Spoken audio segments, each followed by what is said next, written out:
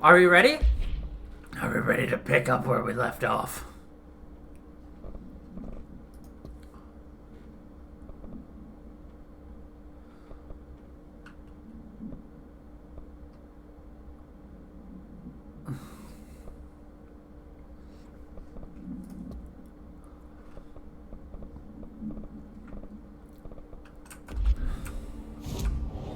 Let's see.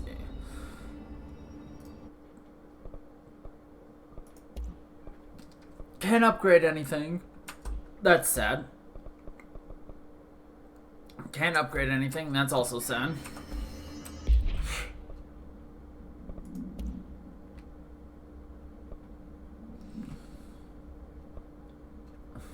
Actually, can I increase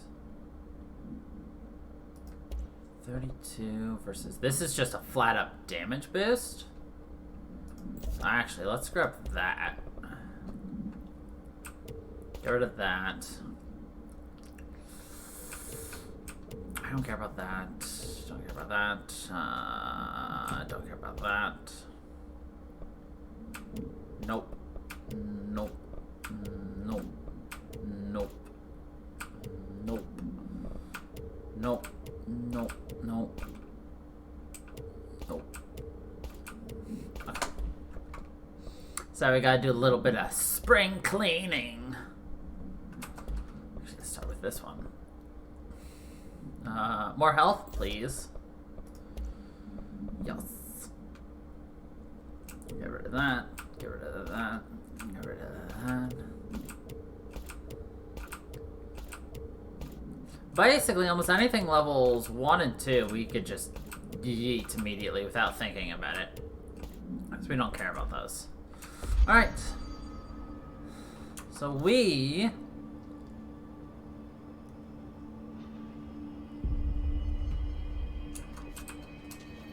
are looking for the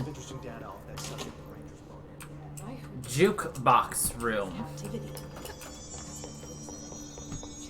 We don't want to go into the boardroom just yet.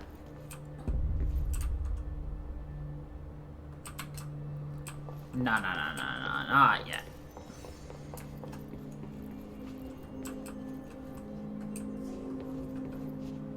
¿Qué es esto? Allí.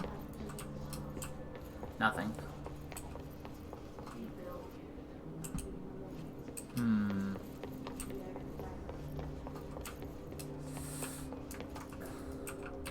Okay, nothing that way. All the purple bow. Hello, Luna. Just sit on our asses and then leaves? What's the There. She must have her reasons. Not there. Doing Where recon. is Bitch, it? she's taking us with her. I need some action, goddammit. Maybe we can't access it right now. Apparently, I have to restore to HRA production. don't remember. We saw it once, and then we haven't seen it again. So... how are you doing, though? No, it's not in the elevator. Yes, I know. I'm an idiot for that. Spending an entire hour looking for something that's in an elevator. Well... part of me says it's through this door that's now blocked, so... I thought things were stabilizing. Marshall abandons us. Okay. Pope's promotion. Dr. Darling has personally recommended Miss Pope for a promotion based on her work ethic and assistance in advancing many ongoing research matters. See research reports for breakthroughs resulting from her work. According to her colleagues, Pope has displayed a keen eye for detail and a quick grasp of paranatural concepts. She is professional and diligent, though some of her co-workers complain of social disinterest. The review committee approves this recommendation and promotes Miss Pope to the position of research specialist. Things have been pretty good here. Just streaming and enjoying. Collective unconscious is defined as a form of the unconscious that is shared in all human minds. From this arises unconscious knowledge linking us through our ancestral heritage. Through this collective unconscious, we unknowingly attribute a series of images and archetypes to all elements of our lives. These archetypes are never fixed, but shift and change in tandem with our species and culture. This internal belief in the power of images shared by a massive population is in the creation of altered objects and objects of power. The sheer amount of exude in it is attracted to the best representation of that image, imbuing a single object with a massive amounts of.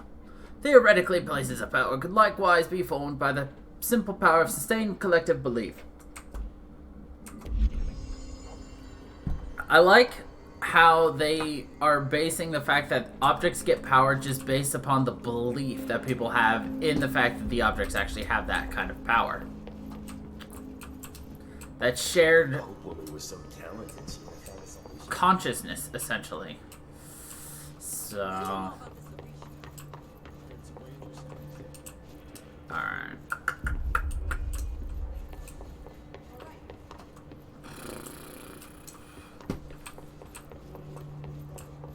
I'm pretty sure it's through there.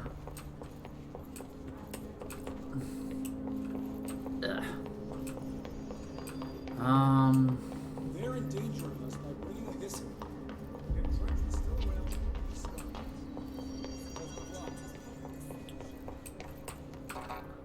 Huh, I never went in here.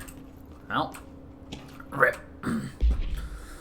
The America Overnight program has operated successfully for over years. Originally designed to assist in providing disinformation to the naturally skeptical population of America, it has additionally led to the discovery of numerous awes and altered materials by allowing civilians to call in and report their experiences with the paranormal.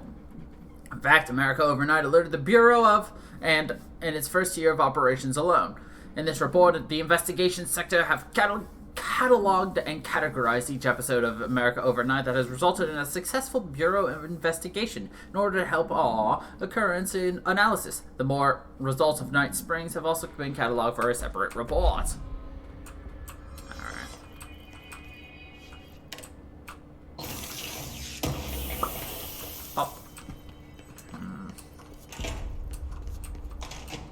Oh, it's right here. Lol. Okay. So, if we can beat tier 3, we get this. So, from what I have heard, these are difficult. So let's go for a challenge, shall we?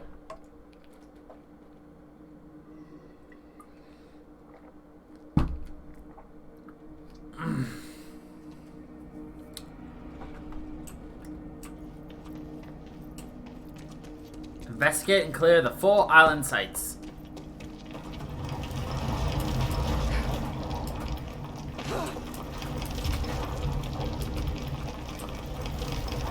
Okay, the game doesn't like me just randomly jumping up and around.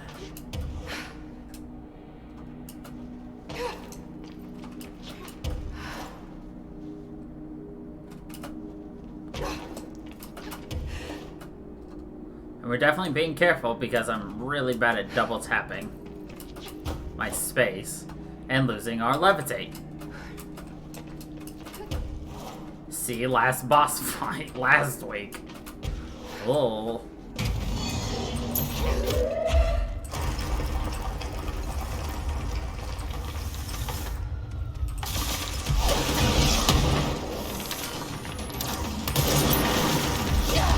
Oh god.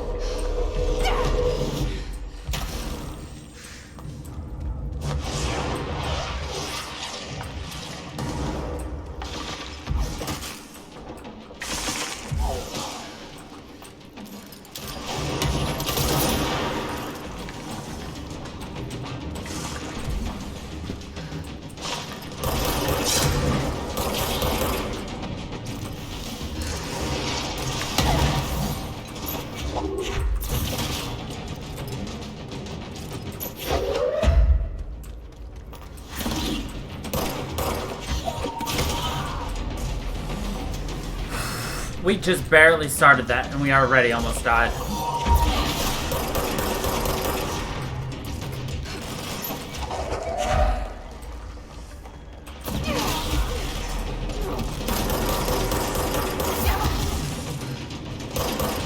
Well, we died. Fully expected. So they're like, only do this if you've got the best of mods, everything leveled up, and everything else. Because I looked up what exactly it is.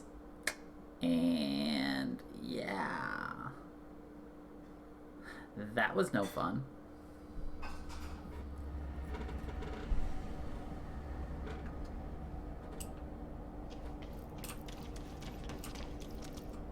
I can already tell you we're not going to win this, so...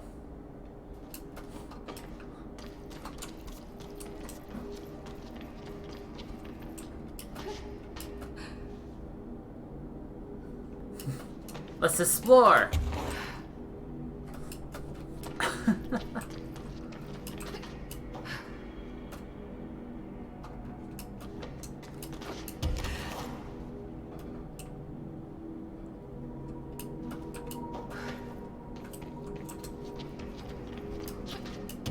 This game is just so pretty.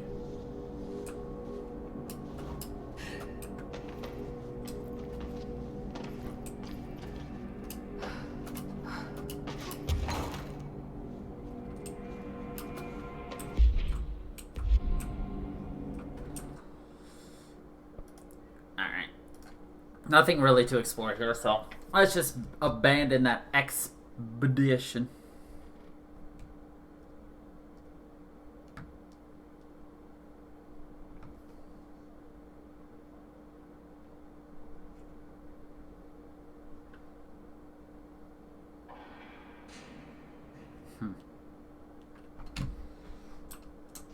Anyway.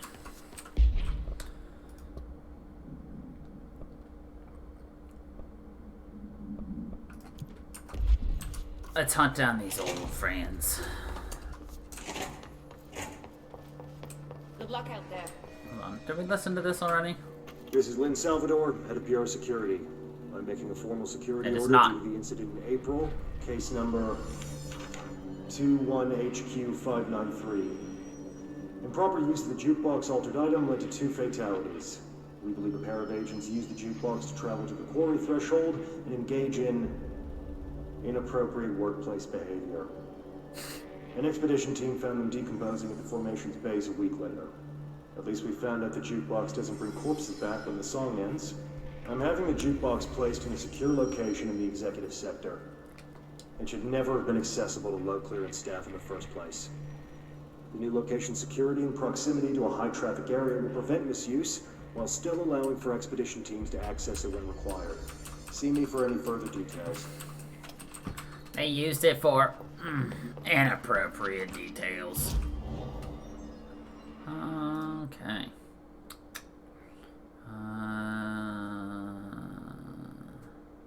Yeah, we'll start here, and we'll just teleport to places we need to go if we need to. Yeah. That's the perfect option. Probably.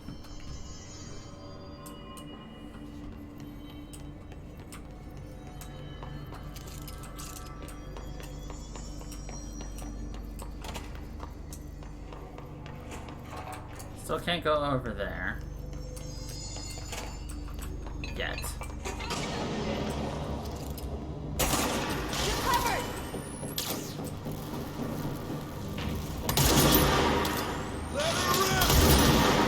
Don't stop firing!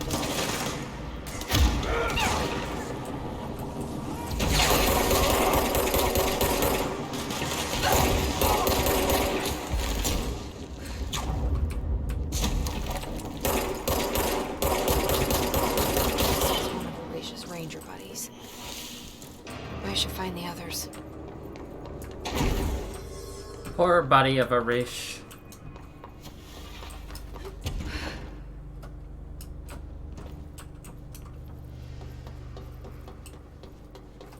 We still don't know how to get in there yet. I'm sure something will tell me how to do it. Alright, we want to go to the janitor's office, see if he's got any new missions for us.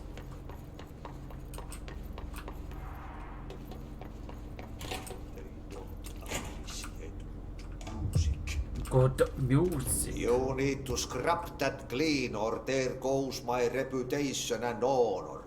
Reputation. The good won't swing. Okay, So we can actually go there later.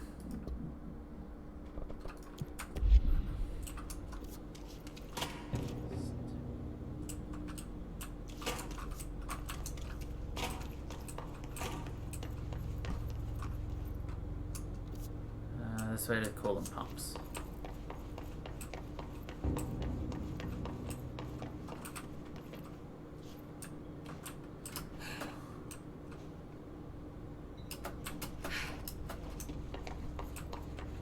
Cool.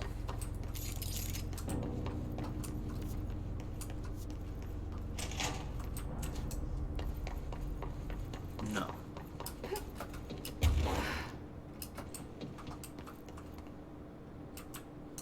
No.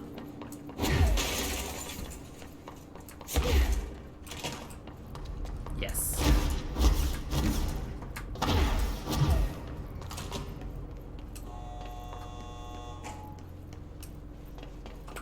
Okay. Oh.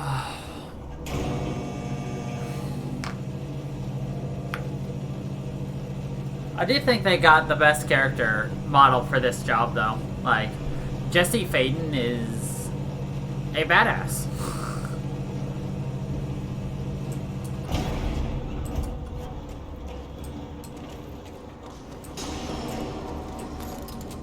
Oh no.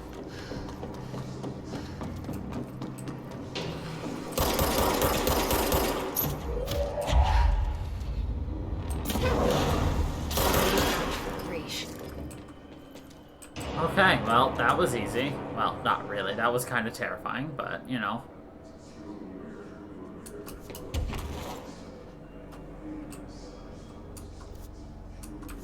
No. It would be... yeah, this way. Okay. She really is a bamf.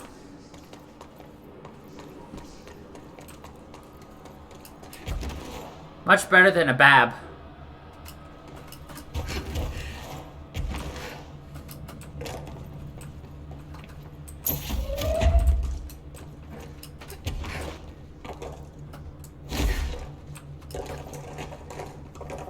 A badass bitch.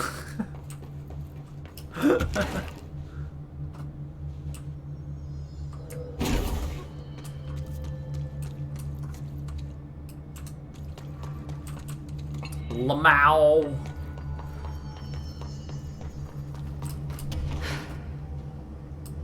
Like I said, much better than a bab.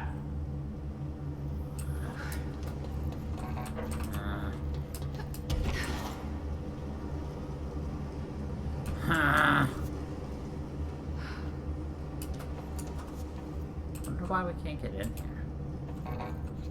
Oh, we have to open it from the other side. That's lame.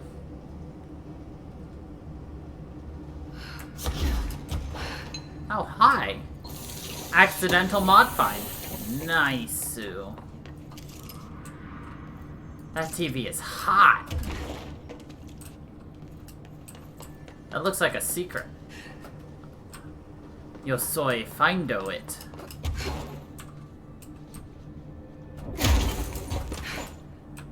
Heh. Damn it.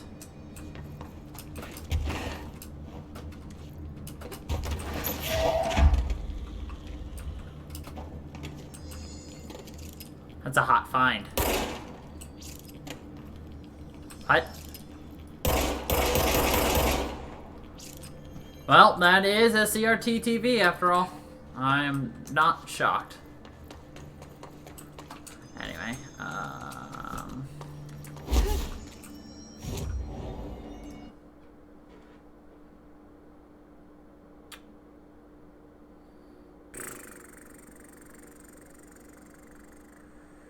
let's go here. I mean, floating would be awesome, to be honest.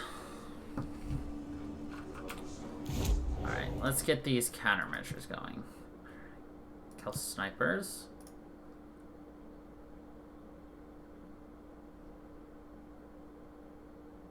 I don't want that.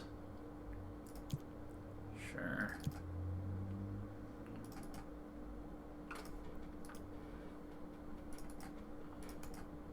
In containment.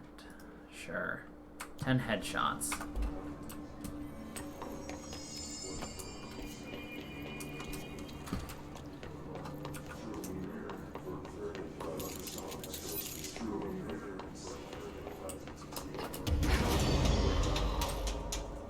Ugh, one of these.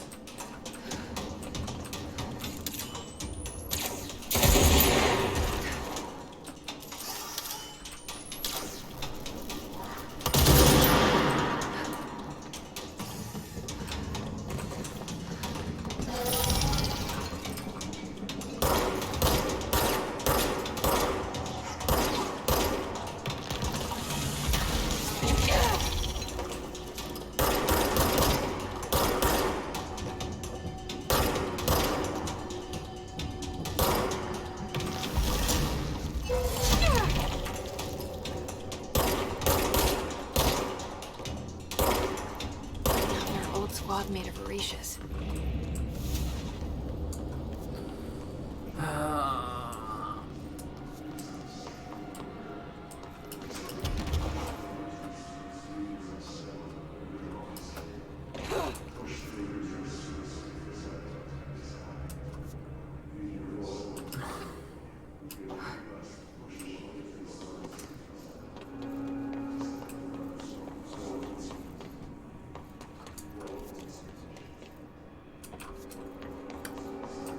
Oh, it was down here, isn't it?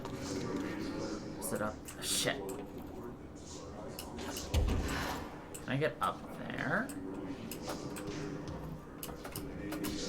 Uh-oh. That's why I get in trouble.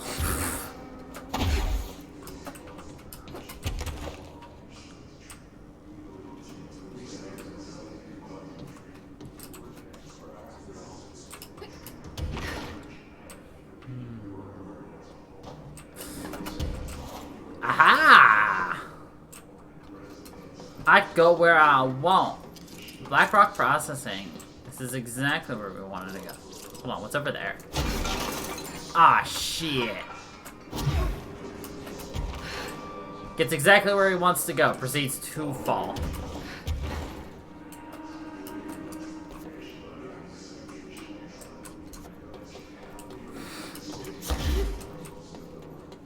No, I cannot go over there.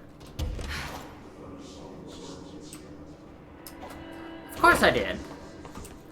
Because you know how the song goes. I get knocked down, but I get up again. You're never gonna keep me down. Yo.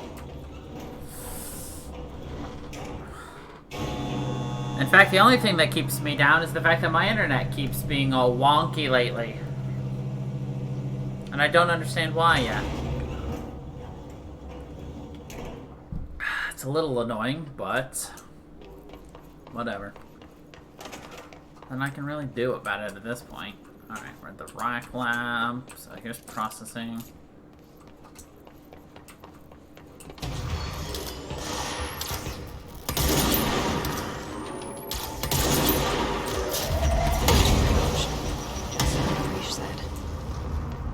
Well, that was easy. Yeah, we do.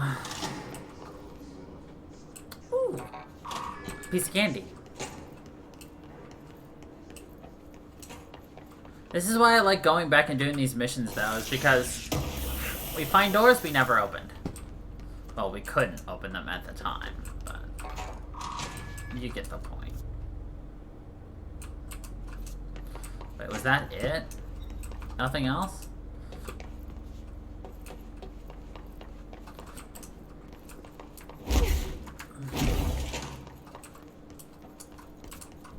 I'd call that a little lame, but, you know, whatever. Can't complain too much now. Oh. Just like, why did this suddenly open? Ranger Squad, Charlie 7 returned from an expedition into the quarry threshold just after 05.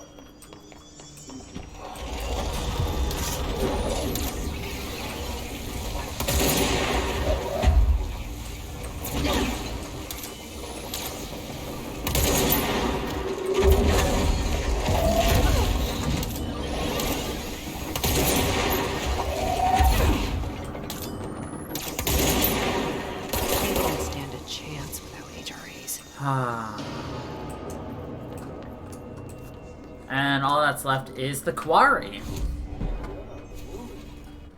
Nice. Astral Tactician achievement unlocked it. Okay. Now we want to go to the quarry.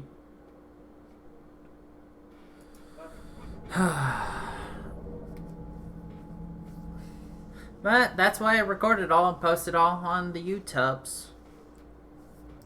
So that anybody who misses it or couldn't see anything can do it now.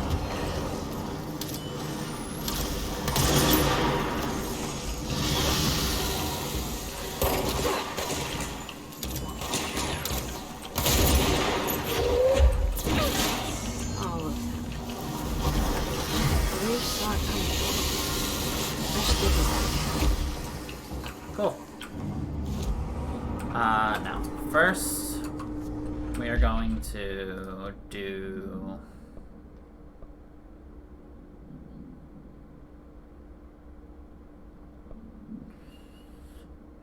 the mold. Mold is in containment at medical wing.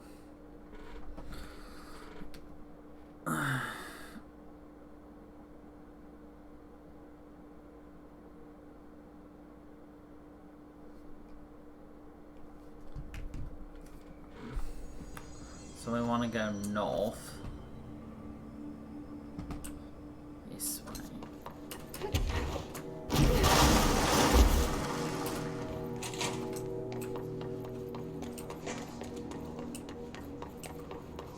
So how do you eradicate mold?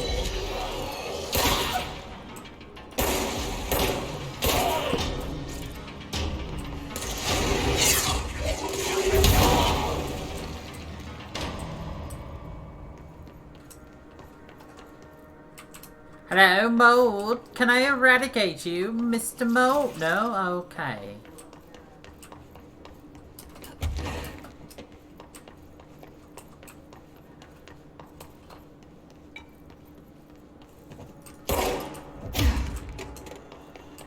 The mold's gotten in here too? All right. Let's get cleaning, she said, cocking her gun.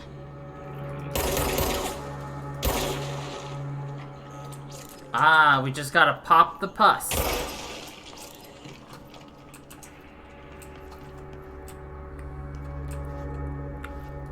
Just call us Dr. Pimple Popper.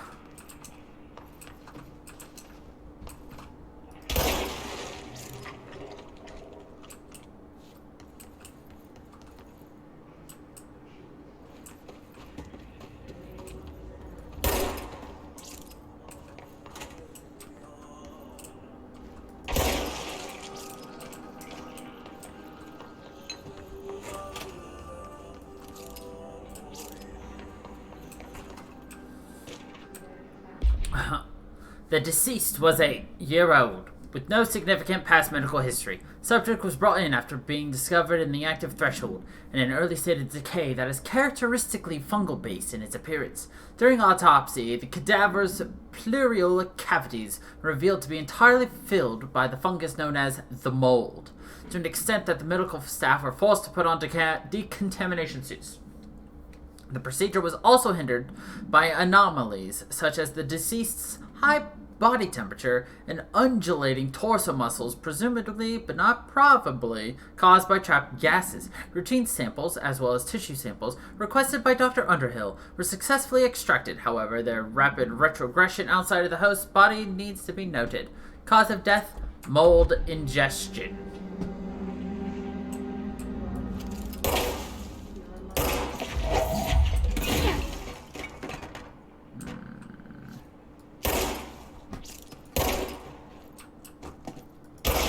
I see you hiding from me. Dr. Pimple Popper is here, though.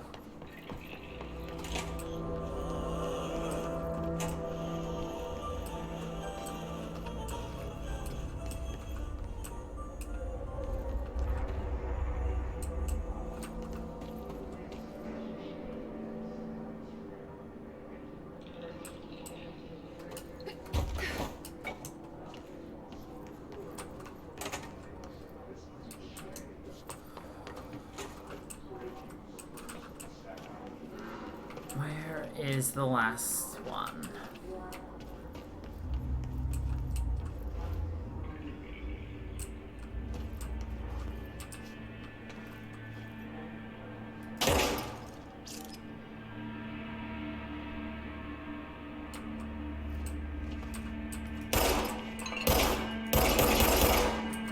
So can we just put that right there?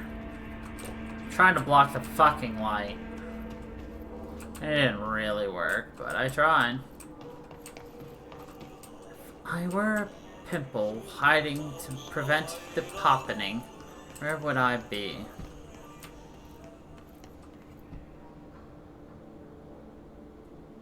Can't get there yet, because we only have a level 5 clearance. And he wouldn't give us something we didn't have access to, I don't think.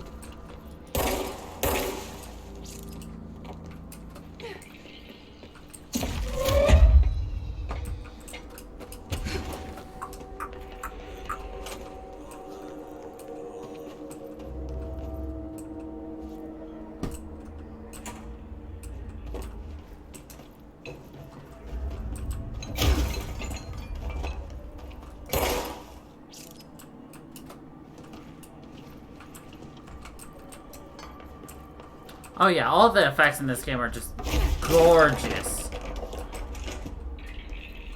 Oh. Slow it down. Yay! We eventually found it.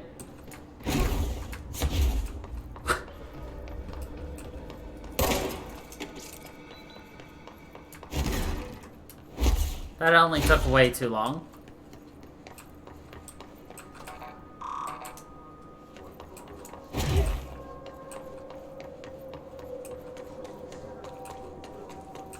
I mean, this game is absolutely gorgeous, no matter how you look at it, so... Alright, I guess we're gonna talk to Emily now. No more delaying it.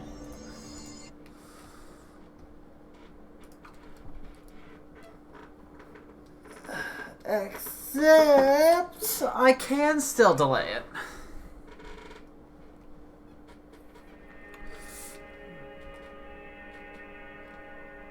And so I will.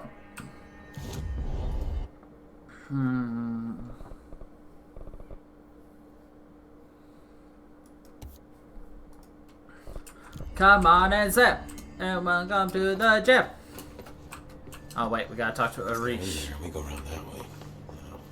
Oh, or I read this clipboard. Based on the success of America Overnight, we would like to propose the creation of a television series that presents superstition and skeptical thought as entertainment. In order to popularize these concepts among the civilian population and create less resistance to redirecting information regarding public paranatural events. We could also use a solid media outlet to test paranatural concepts on civilian audiences, seeing how they react to certain facts presented as fiction, in the event that the Bureau ever decides to make certain realities public knowledge. There are various show licenses that we could purchase and reboot, rather than starting from scratch. One particularly property seems promising, especially considering its content and tone are precisely what we are looking for. It's called Night Springs, and has been off the air for a few years now.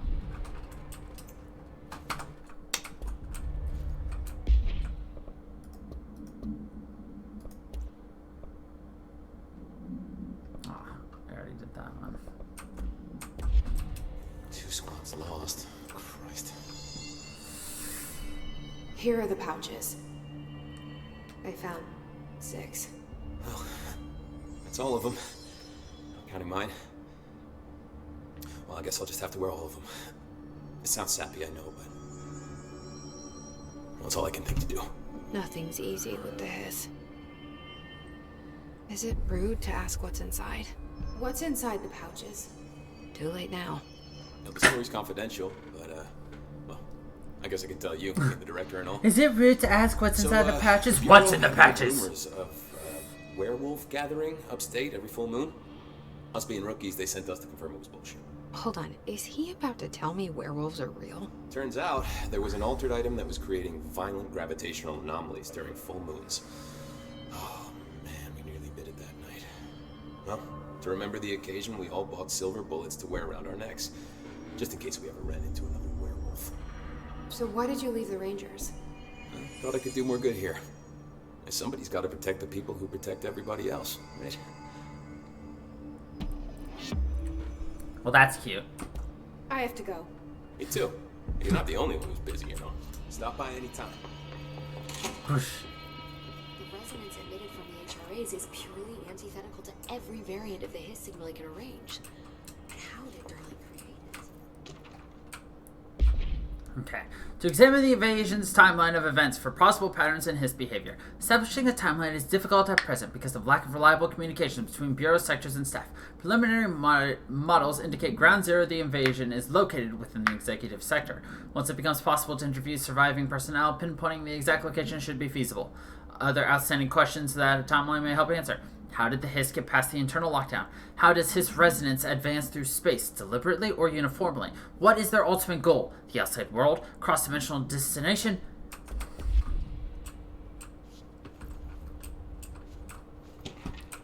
If we understand the hiss to be a force based on vibration and resonance, then perhaps their incantation, which is now the agreed-upon term for their vocalizations, is an effort to express that resonance using human vocal cords and speech. Would there be differences if the incantation were recited in a different language? The most common word used is want. Interestingly, every usage of the word is attributed to a you. You want to listen. You want this to be true. You want these waves to drag you away. Are we the you the hiss are referring to? Does the hiss believe humanity, possibly all non-hiss life, wants to join it? To be consumed by it? Is that its goal?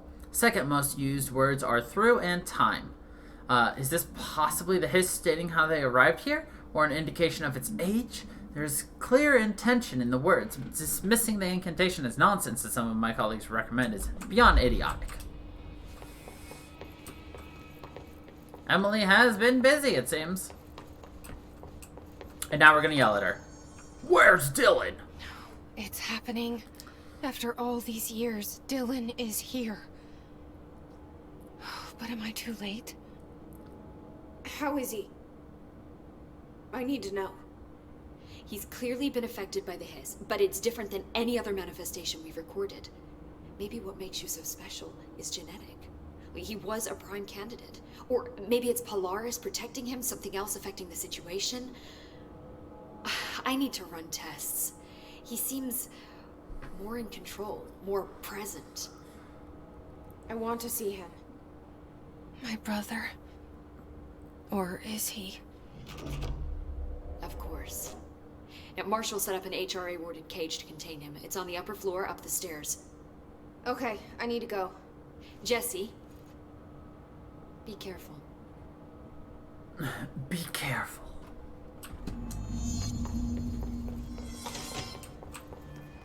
They're endangering us by bringing a hissing. If Trent was still around, he'd stop. Distorts you. You are a worm through time. The thunder's hum distorts you. Happiness comes, white pearls, but yellow and red in the eye.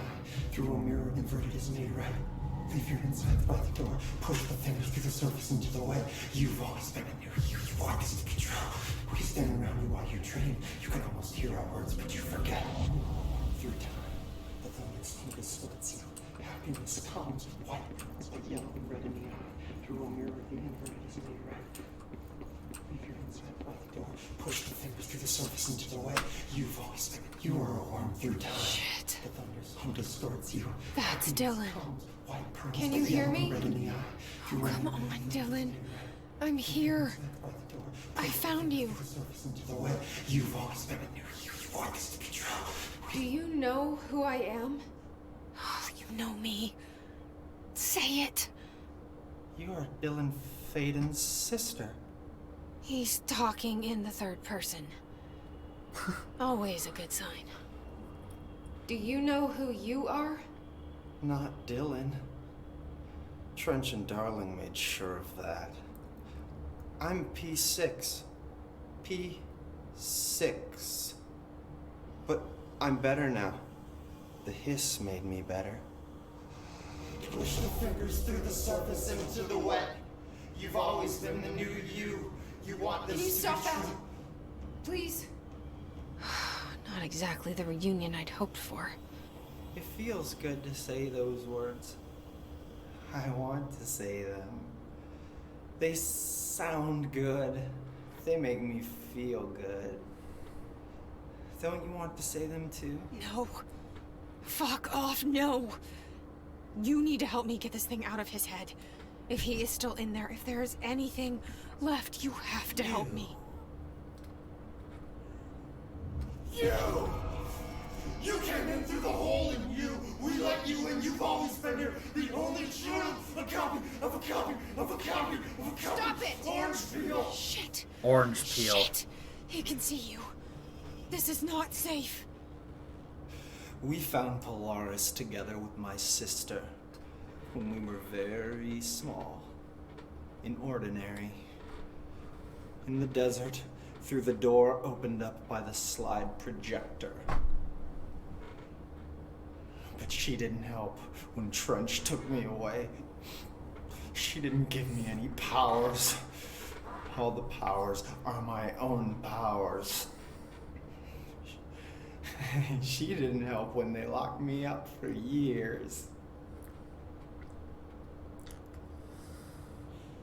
After the song time for applause, we build you till nothing remains. The egg cracks and the truth will emerge out of you. You are home. The Bureau brought the slide projector back here with me. And the Bureau did what the Bureau does. They used it. And they found... They opened the door up to the hiss. That's the only thing I can thank them for. There. There it is. We stopped the Altered World event in Ordinary when we shut down the slide projector. And now the projector's here. An earworm is a tune you can't stop humming in a dream. Baby, baby, baby, yeah. Just plastic. Yeah. Nothing to worry about. Funny. I welcomed the hiss. I let it in. To get rid of her. The hiss set me free. Polaris is using you. The Bureau is using you. You are a puppet. You can almost hear our words, but you forget. If we shut off the slide projector, maybe that will stop the hiss. Your regulations. Maybe it's not too late for my brother. You must see the truth for yourself, Jessie. Sister. The horrible truth about the Bureau. The hiss is the better option. Go to the Prime Candidate program in the containment sector. I have the keycard to get you there. Salvador wanted me to have it. Wanted? Bullshit. I saw what the hiss did to Salvador. What it turned him into. Okay, Dylan. I'll go. I want to see the truth for myself. I'll go. but only to look for this light projector. You can help me. We can end this. You are worth your time. You are worth your time. The longer she distorts you, happiness comes with fun. I don't know what else I'm hoping to find here. Dylan. Can we talk? I'd like to tell you about a dream I had last night. Off to a good start. Dream. Okay. I'm listening. I was back in Ordinary before all of this happened. But in the dream, I was alone. It was just me. I was the only child. A girl. My name was Jesse Dylan Faden. But then the Bureau came and caught me, brought me back here, locked me up. Have you ever noticed that our names, Jesse, Dylan, they could be girls' names, boys' names, could be anything. Don't you find that weird? I find that weird. Sure. What the hell was that? Is he trying to mess with me? Don't you find that weird? The longer she distorts you. Maybe Dylan's still in there. Maybe there's a way to reach him. I'd like to talk to my brother, please. Dylan? Dylan would like to tell you about a dream he had just now. This again? I was going to be the new director of this place. I helped you get a job here so that we could be together. You were an office assistant. You'd make coffee and deliver the mail, and there was always plenty of work to do. And it stayed that way forever and ever. It was nice. Really nice. That's debatable. But here's the strange thing. The dream shifted, and none of it was real anymore. It was a game. We were in a game, and it was a fucking boring game. But you couldn't stop playing. Fucking boring game. Or maybe it was another dream already. Or maybe I'm just confusing them. But in this other dream, it was more like a musical. This is an ordinary song about an ordinary girl from an ordinary town. It's the ordinary story. She worked an ordinary job in an ordinary office. Something. And that's all I can remember of that dream. Maybe that's for the best. Maybe that's for the best. More! Maybe I can learn more about the hiss from him. Can we talk? I just had an interesting dream. Shit. That's fascinating, but let's talk about the hiss for a change, yeah? This dream was about the hiss. Best I'm gonna get. In my dream, the hiss had broken free of this prison, this house.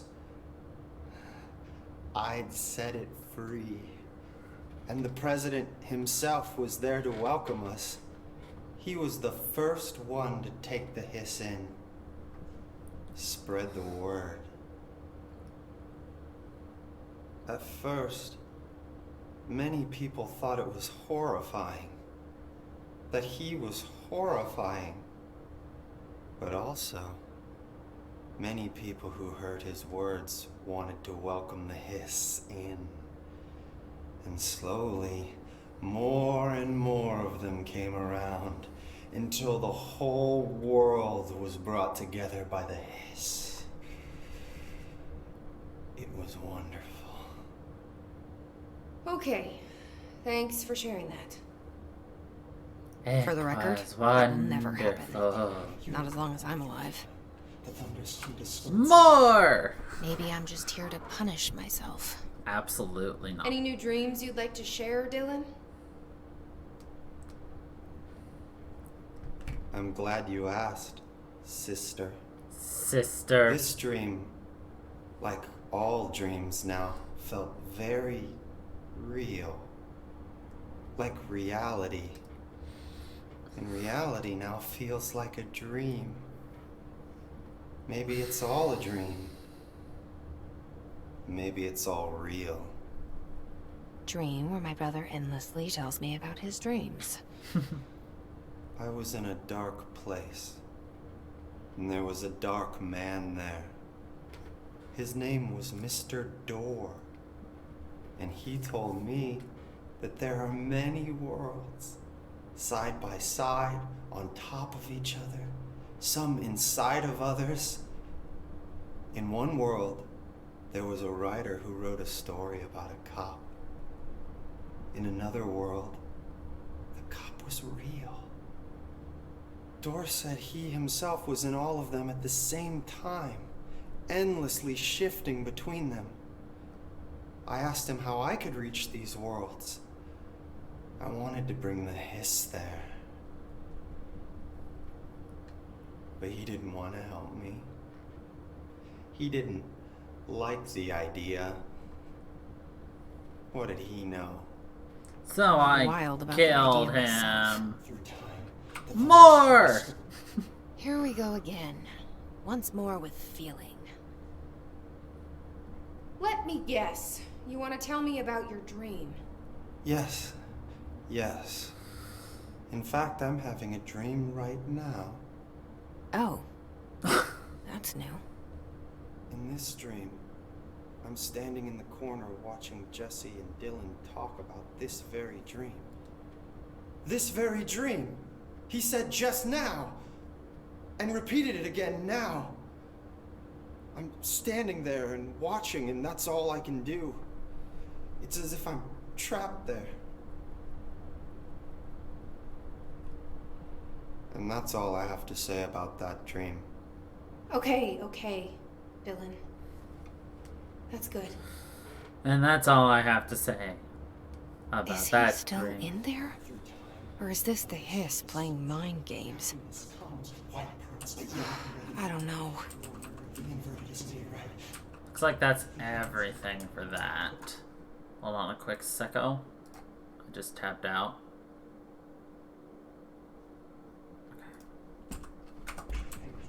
Okay. Cool. There we go.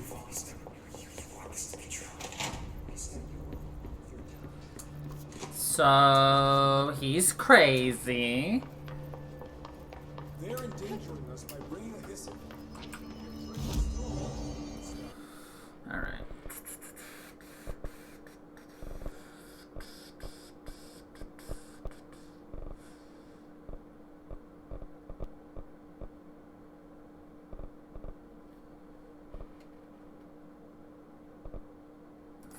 Let's get a stronger shield for now.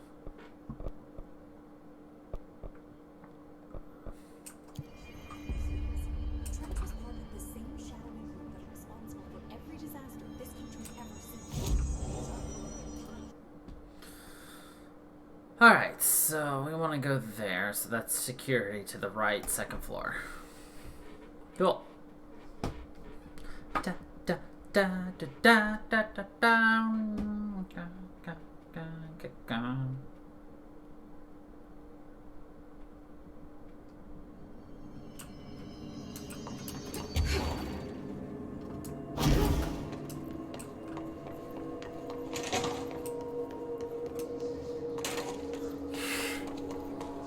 Alright, so we got keycard 6.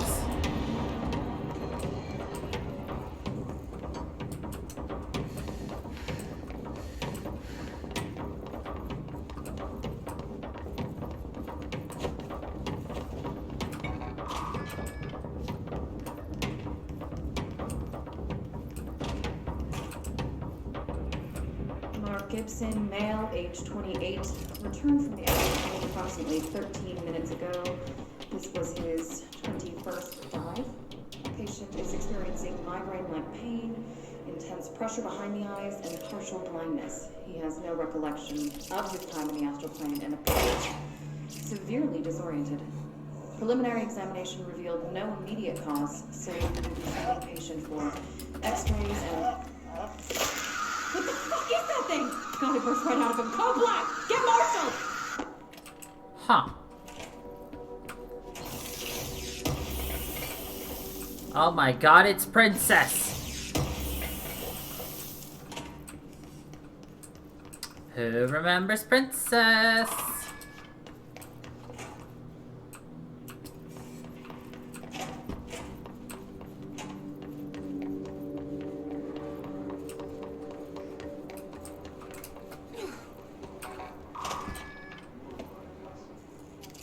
So we still don't know how to deal with this, because that still hurts us. We'll probably figure that out later.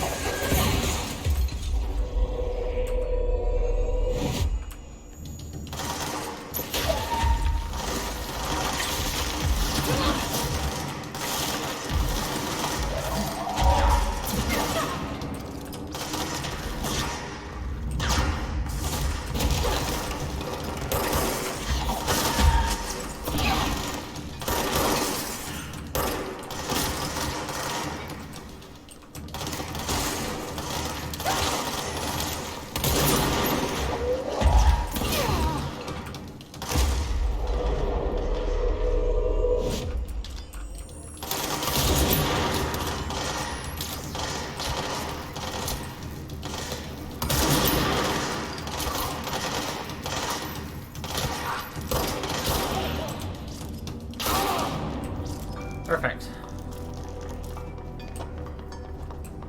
Jukebox token! Yummy, yummy! Anyway, P6 program. We also have a mannequin to find in here, too.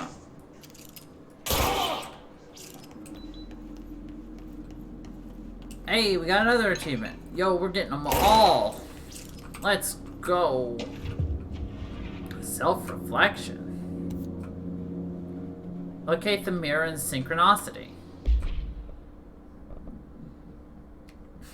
She was admitted to a mental ward for emotional instability soon after relocating to Illinois with her family in 1914. The item only appears on record again in 2006 when the Bureau investigated a sudden rise in disappearances in Illinois. Agents found the item hanging in the local library. They contained it quickly, though the missing people in the town were never recovered. We certify that the case of Mrs. has shown her to be a lunatic under the reasons of hysteria, bad company, and imaginary female trouble. Her fixation with the family looking glass is noteworthy, though not an uncommon matter when considering the female disposition. Mrs. Gava is a fit subject for the lunatic asylum and will remain in its confines until her affliction has passed.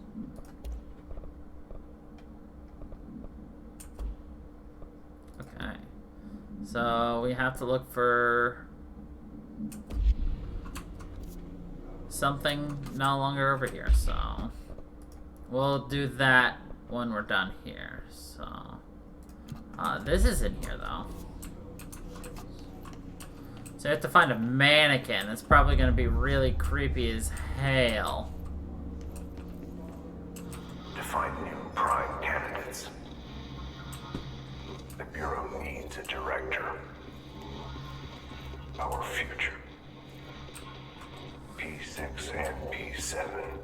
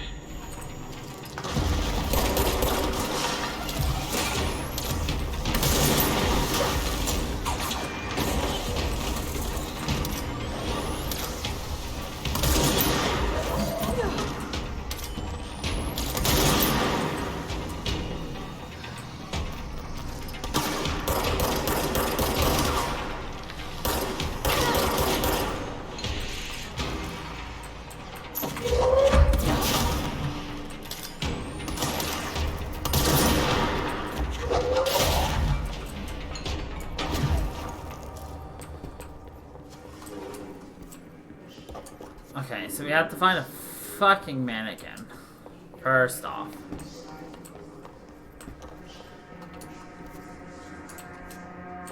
Okay, this is where I came from. Yeah.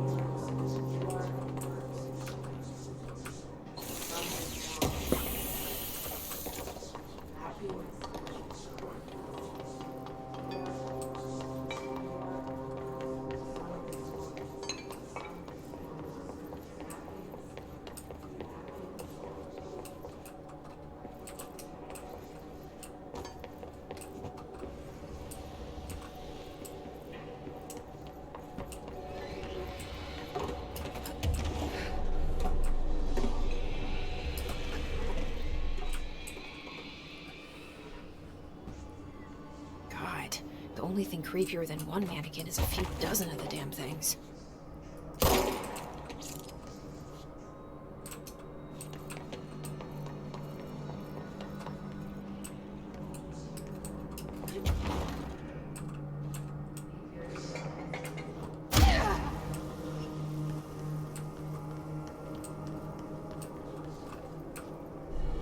Huh. I don't know how I found it. New hero policy. No more mannequins. No more mannequins. Now known procedures preventing the item's effect. Lining the item's cells with the newly discovered black rock has yielded positive results. Tests with other altered items. A wire and fabric waist mannequin. The base and head are made of stained wood. The item duplicates. Trigger for this behavior is unknown. No correlation can be found in either the number of duplications that manifest during an episode or the duration for which they last before disappearing. I would just like to point out that I accidentally found that. I was just kind of going.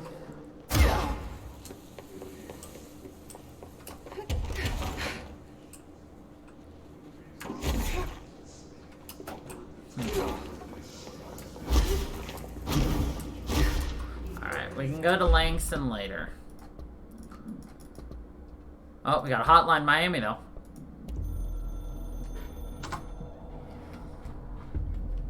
After North Moore stepped down, I doubled every effort to find new prime candidates. There was no one. No one but me. That wasn't good enough. I pushed hard. I never wanted the Bureau to end up in that situation again. The Bureau needs a director. Always. When my time reaches an end, I want more options on the table. P1 through P5 were all false leads, dead ends, and disappointments. Then P6. Dylan Faden. He fell into our arms. No parents. They're gone. Casualties of an AWE. The boy has exceptional talent. The oldest house will be his home. We'll build him from the ground up. He'll be trained and taken care of. Darling can be in charge of this project. I can't. I'll stay away. I will not fail the boy like I failed my own family. My daughter and my wife. We weren't careful enough back then. Something came home with me. I took work home. My Susanna got sick. When I realized my mistake, I wanted to bring her here for Darling to do what he could. Kate flat out refused. Civilian doctors treated our daughter, but they didn't have a clue. She died. Kate left me. Same old story. That was a long time ago. The Bureau is all I have now. And the prime candidates are our future. There are two.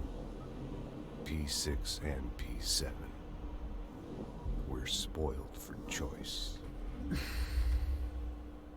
We are spoiled for choice.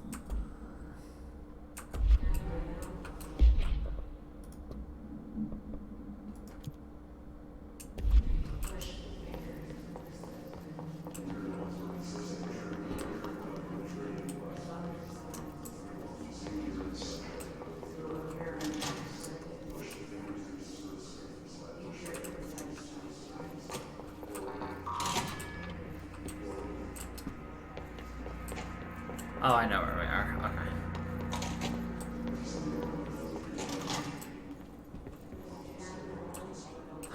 Do you see what I see? An unconfirmed threshold manifestation at Cauldron Lake, Washington resulted in a fictional story written by the author Alan Wake, creating an awe in which reality was altered to match that of the story, though only locally and for a limited time.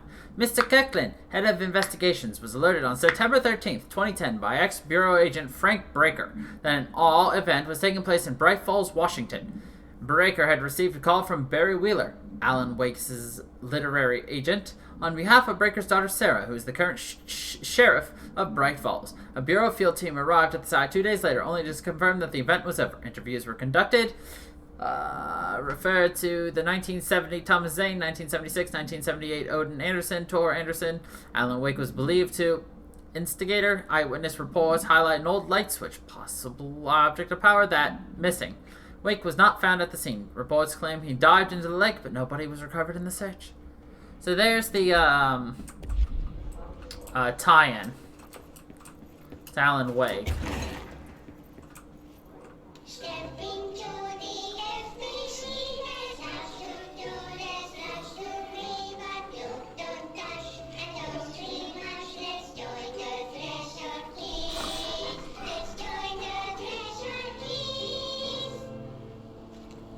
It's a television show for kids. I can see you're upset, Meg. Why don't you tell Uncle Mr. Bones? Uncle Mr. Bones. I did bad on my clairvoyance test. You can't ace every test, Meg. You see, everyone has different brains.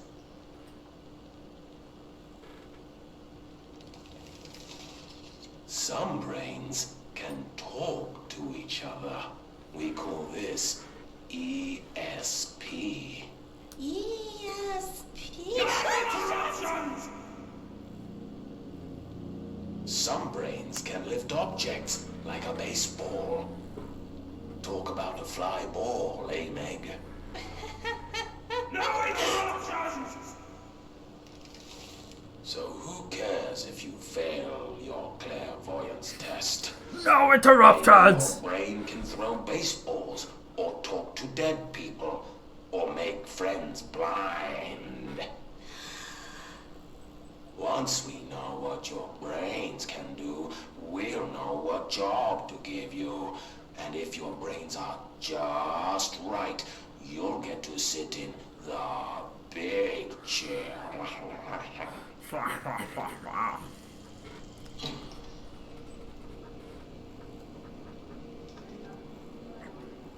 That is a big chair. What if I don't want the big chair? What if I don't want the big chair? Everyone wants the big chair, Meg! That's why we're all here. Use those brains to listen for once, or the only chair you'll get in is the one with straps. Definitely for kids there. I love it. I'd watch 20 episodes of it. I wish things had gone differently in Ordinary for us. Wishing won't change things. Finding the projector will.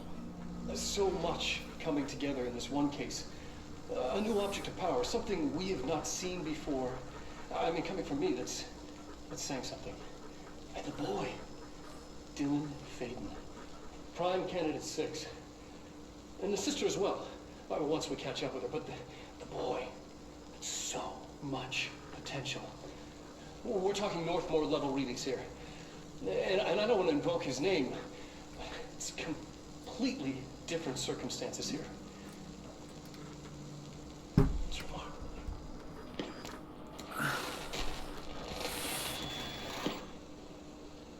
There was an incident. Yes.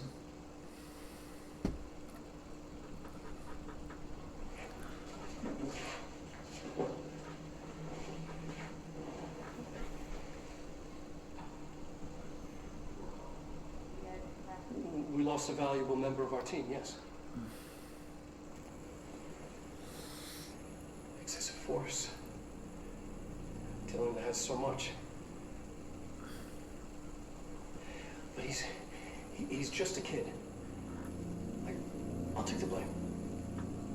He needs some slack. I mean, boys will be boys.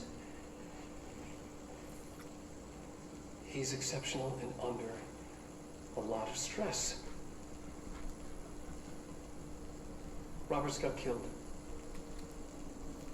It's an unfortunate accident, that's all. Marshall needs to realize this. We will make this work.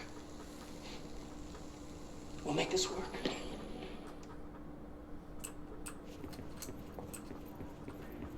You truly missed something special, by the way. Agent killed involving codename P6. Blunt force injuries of the head and neck, excessive trauma of the abdominal region, lacerations and contusions of the upper and lower torso, fractures of the spinal cord between the L2 and L1 and L2 vertebrae, avulsion fraction of the 3rd through 10th ribs, left and right, blunt force injuries of the extremities, abrasions, lacerations, and contusions of the extremities, dislocation of left and right elbow, dislocations of left and right knee. After examination, it was determined that the cause of death was the internal bleeding that occurred when was contorted through his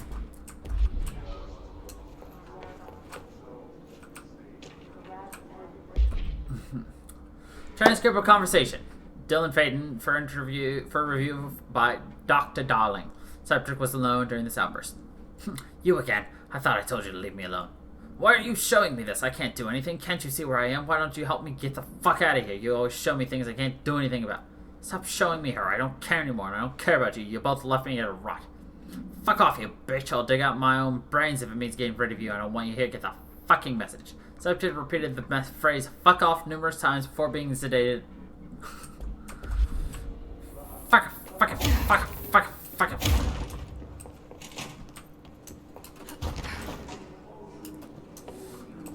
Is this what Dylan wanted me to see? It doesn't matter. We need to find that projector. They've been watching her. Outfit? Candidate P7? All the times I felt paranoid, I was right. The Bureau could have given me the answers, but they just stood by and watched me.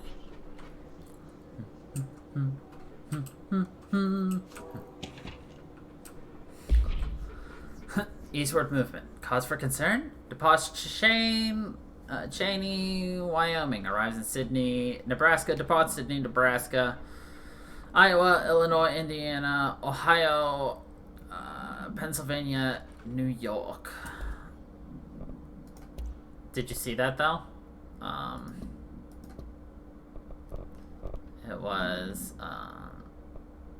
where was it?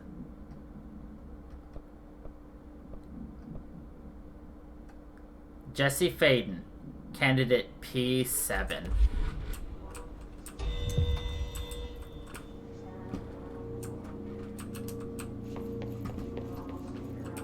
We used to play there all the time. Me and Dylan, and other kids as well. We loved it. This time, I remember, was different. We found a way in, deeper into it, like it had shifted. We went inside, and that's where we found the slide projector. A dump is a place for lost things. Things that have been thrown away. Did you ever feel that way when you were growing up, Jesse? What? No. Yes, but that has nothing to do with... Was there a slide projector at your home when you were small? No. Those were before your time, I suppose.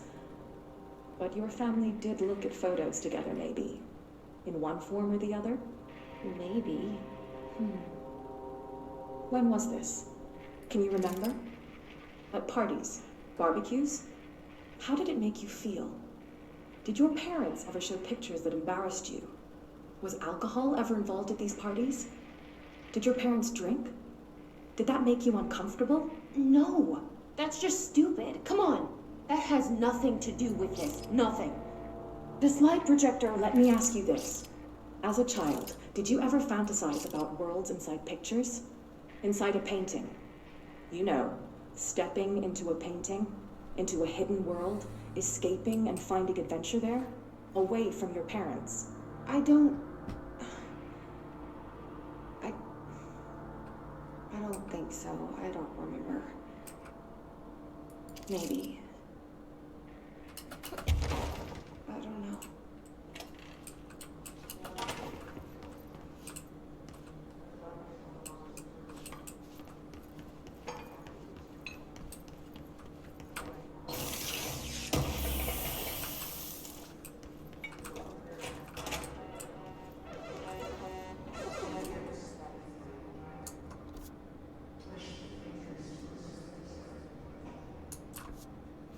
They studied what happened in Ordinary here. That's the place to start looking.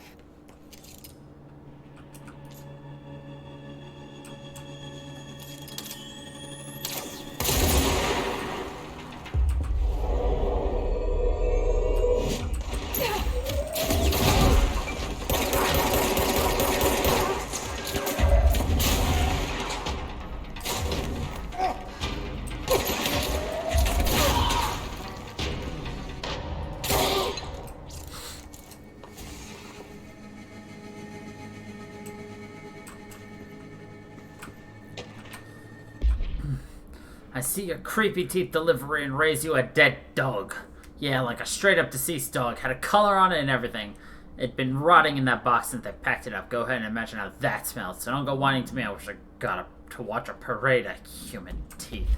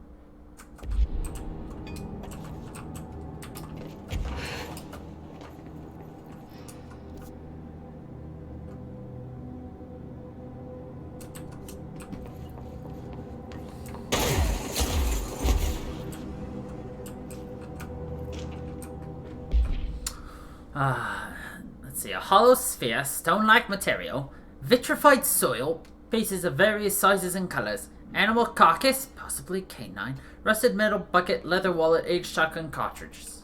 Okay.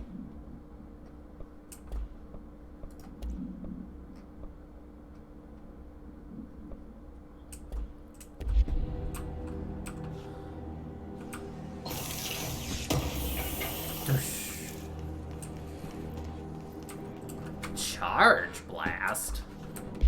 ¿Qué es esto? Exclusive to charge and surge. We don't have either of those guns.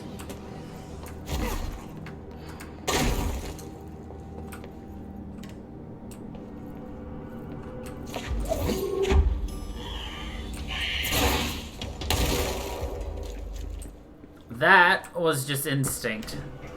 Dylan and I were both prime candidates. Experiments.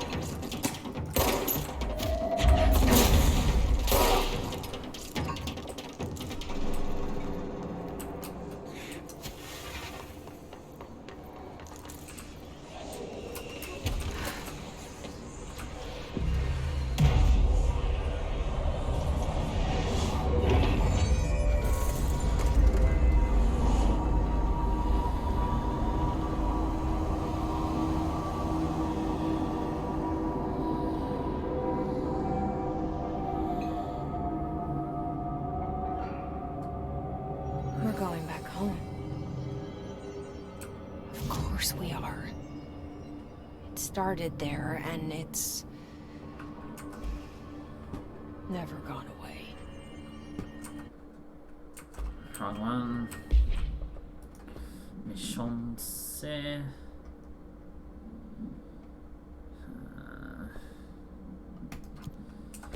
Let's go do that real quick.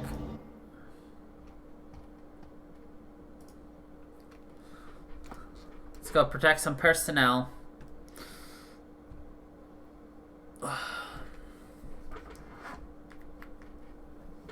You know, anything to gain a couple more levels.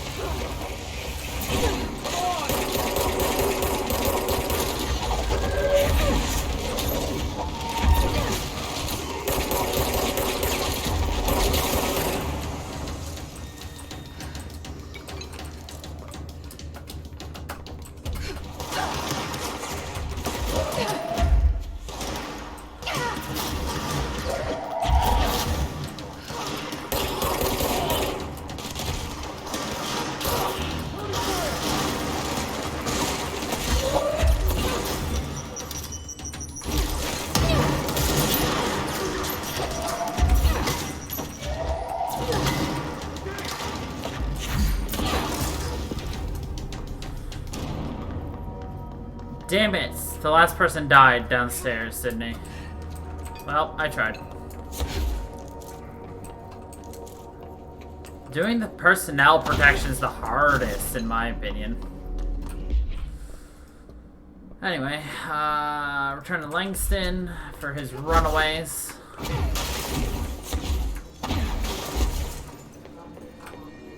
Our good old buddy Langston.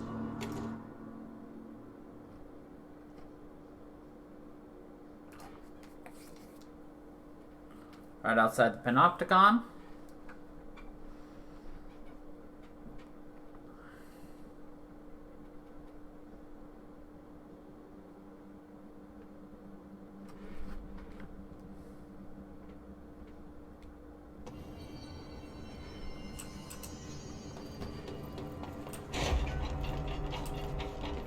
So many cell breaches.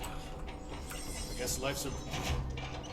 Every altered item on your list is now back in the Panopticon, safe and sound. That's a load off my mind.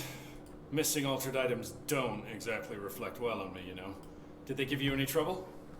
The flamingo pulled me into the astral plane just like the fridge did. That same creature was there. I was looking over the old activity reports, and multiple items have been displaying much more destructive behavior in the past few weeks. Oh! There's some connection there, I bet, but it's a bit above my pay grade. Something to keep an eye on. And if I have any more runaways, I'll know just who to call. I guess this is my life now. I guess this is my life now. I'll see you later, Langston. I'll be here, like always. Yeah, we know, Langston. You love your job.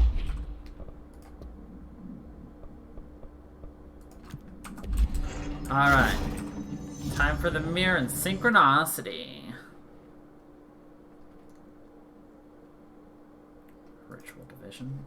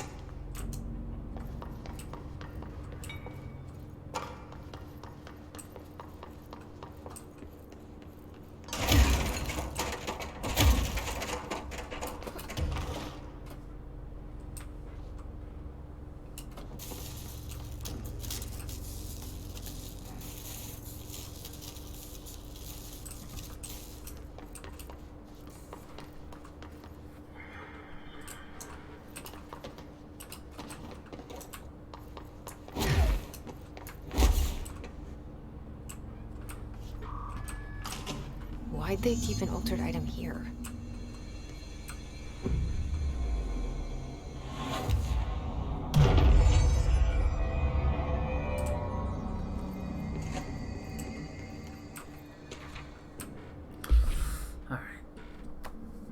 This proposal is to finally determine the precise nature of the reflected space within the altered item. Is it transplanar, psychologically generated, or rooted within our own dimension? How does the altered item know the space in its vicinity well enough to reflect it? Why does it reflect some materials but not others? Is the space a parallel reality? If so, then we need to consider that while we possess the physical end of the mirror, someone else owns the other. What purposes might they use it for? Can they walk through into our own world? What are their motives? Lastly, to what purpose does the altered item produce the reflections of individuals that enter it? Can these reflected entities leave the altered item? As with all altered items, we need to attempt to distinguish if this behavior is... Debrief for Mirror Excursion 7C. Subject is Agent Hardy. Hardy spent approximately 3 hours in the mirror. It's the longest time on record. Can you describe your experience inside Agent Hardy?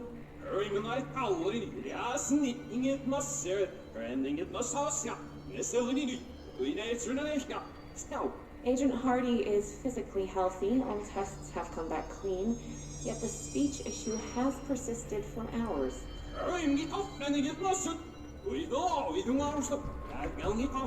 Calm down, Agent.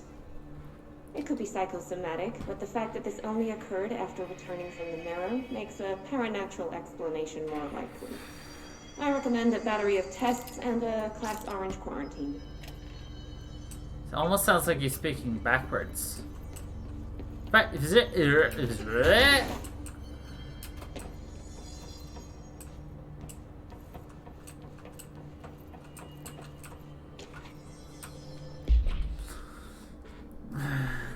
AI-60, the mirror, does not reflect its surroundings with perfect accuracy. The environment seen in this glass contains slight distinctions. It is unknown why the mirror does this. If there is any, then it's something we cannot perceive. Popular theory is that the mirror has a goal in mind, that it reflects the world it wishes were real, subtly replacing our reality with its own. While certainly far-fetched, the theory is worth noting here as a warning not to underestimate the mirror. The specially designed black rock panels have been installed to prevent access from our side of the mirror or the mirrors. For added security, a particular arrangement of the panels is required to open the door.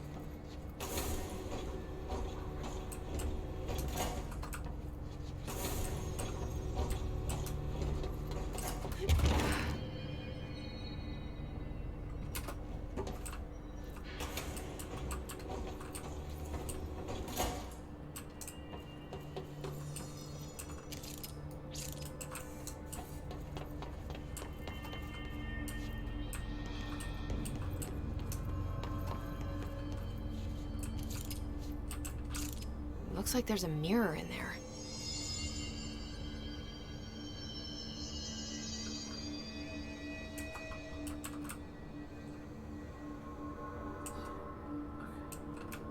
The shutters in the image look different.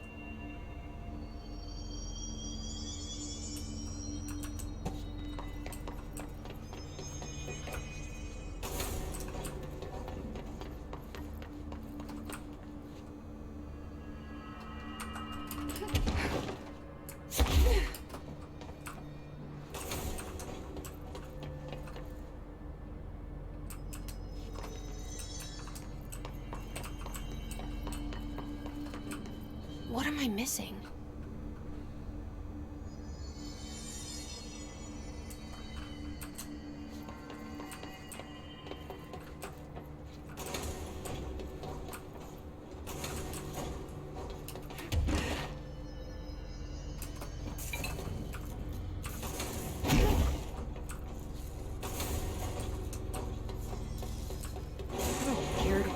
fuck something up.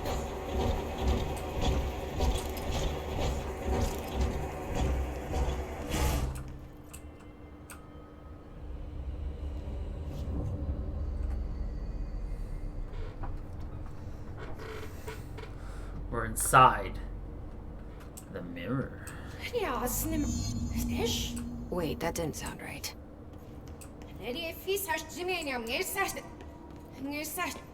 Yeah, that's not good.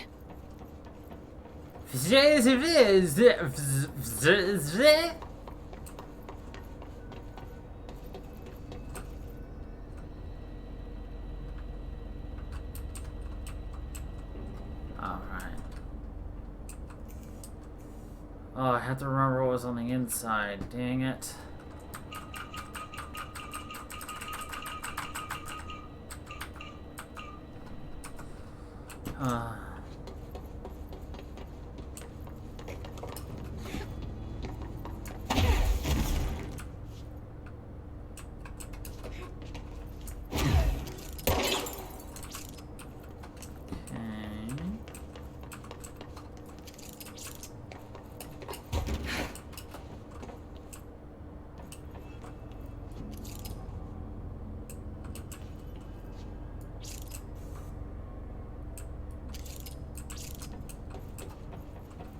Obviously, everything is mirrored here.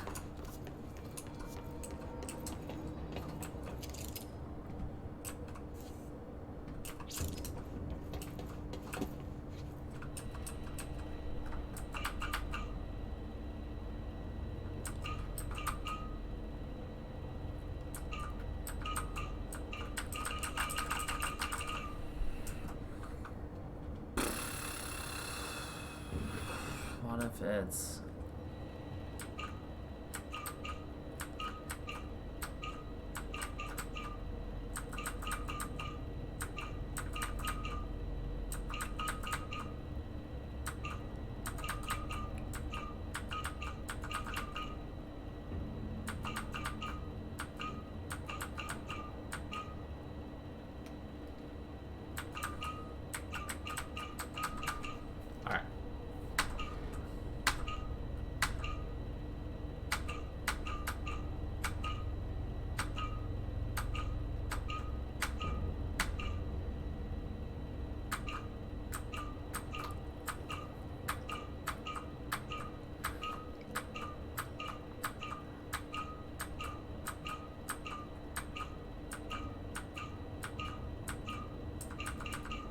There's too many different possibilities for that. I can't do what I was like, oh, I could do that. No, that would take way too long.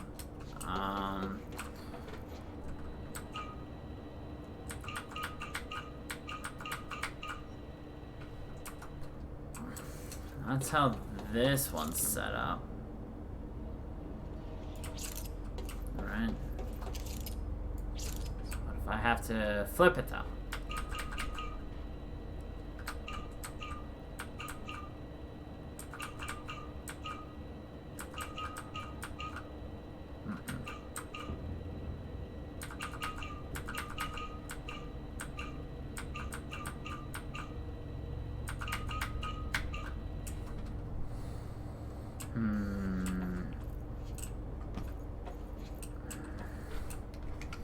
I could spend forever doing this one by one, or I could just, you know, really quickly take a look at this. Like, that's, like, the best option for us.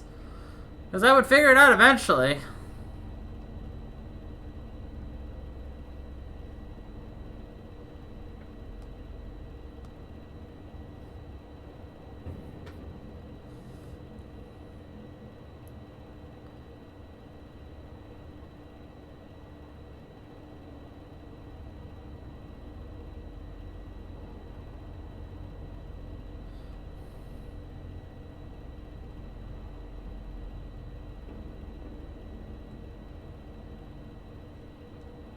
Yeah.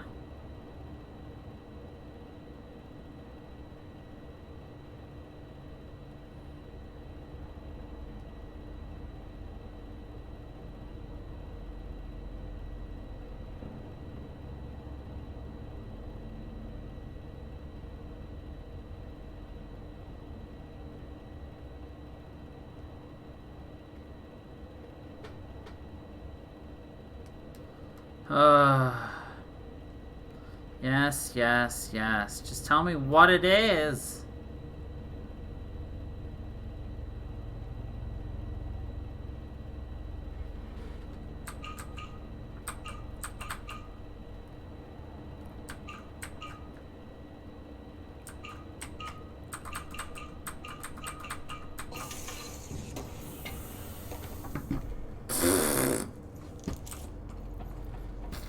That was it. All that for that. Boo.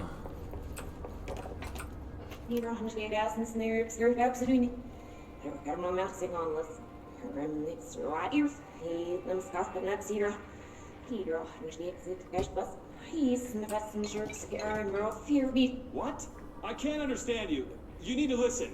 I saw something in there. There is something inside. You need to lock down the mirror.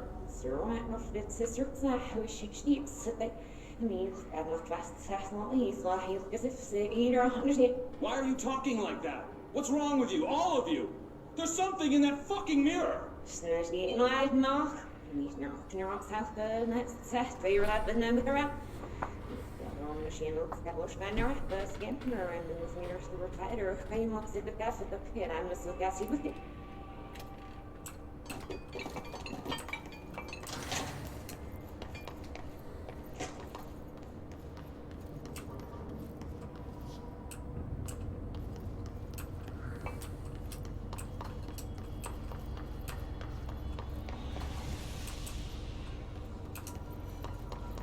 Did you see that? Someone's in there. Whoa! Like anyone could understand that.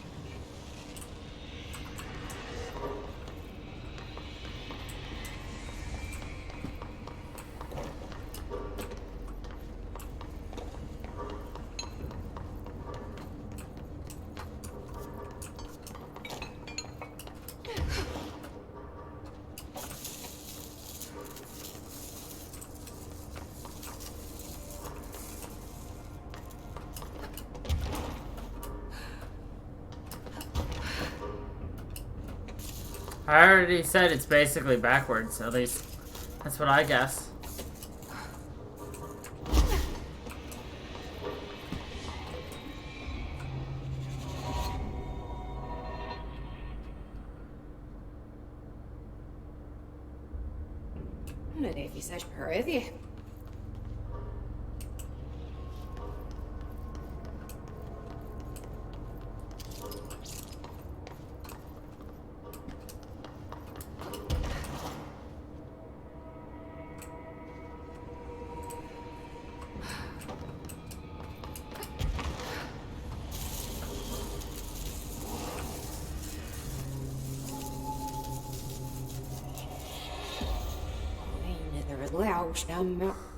It's S-Edge.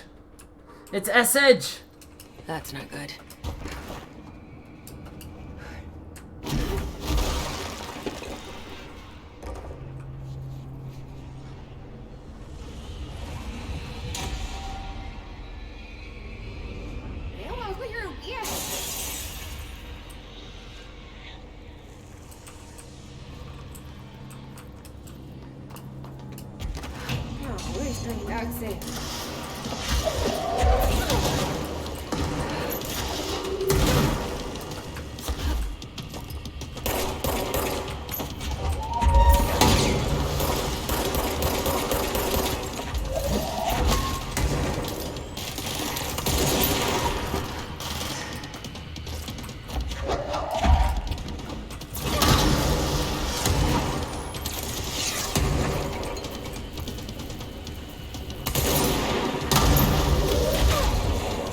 Nothing but a pale imitation.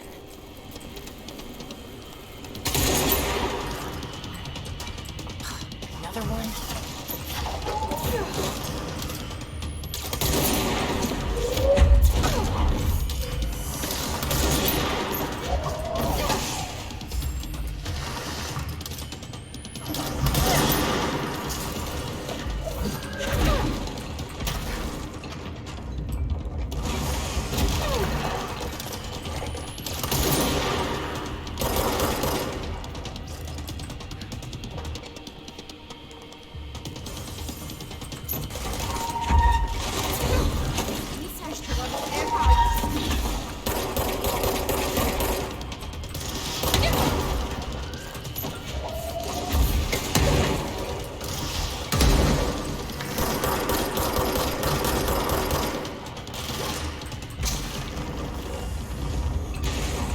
Yes, we were.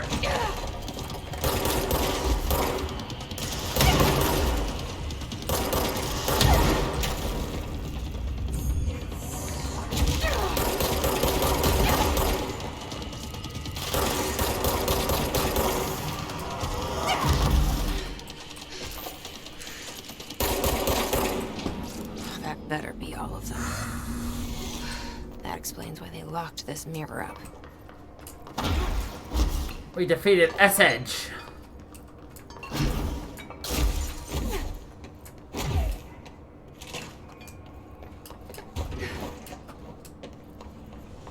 What the Bureau was doing with this thing?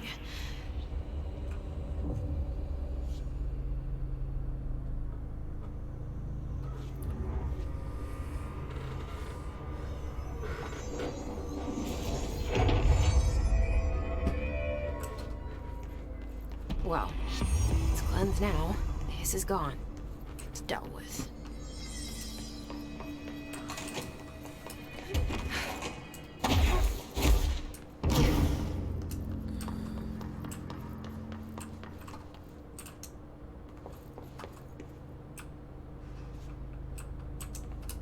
Yay, we have unlocked 2 outfits. Yay! Also, notice how this is broken. That wasn't broken the first time. This is also broken.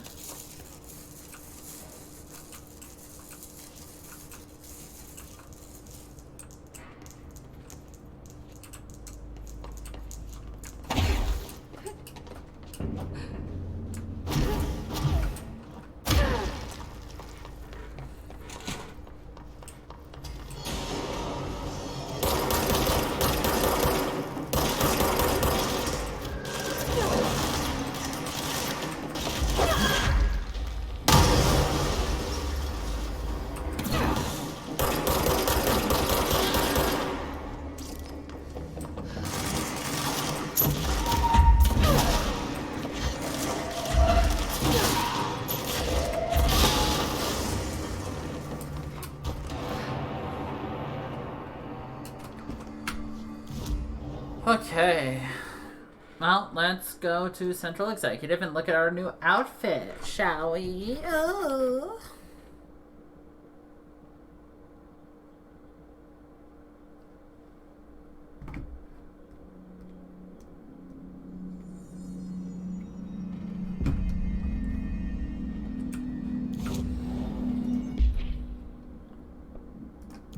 The asynchronous suit versus the civilian.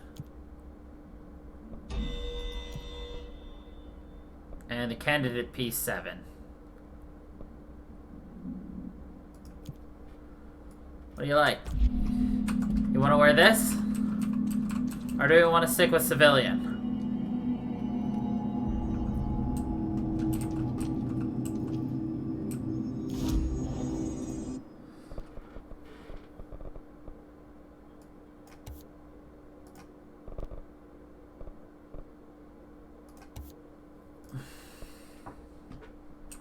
Yeah, I'm not surprised.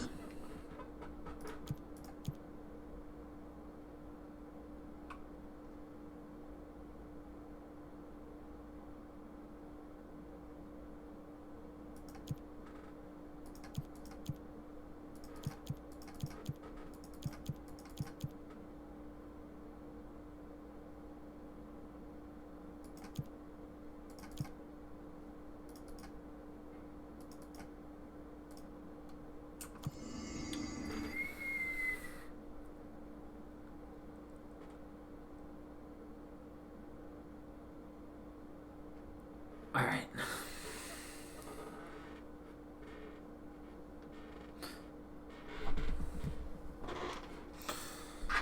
What does what mean? What's going on?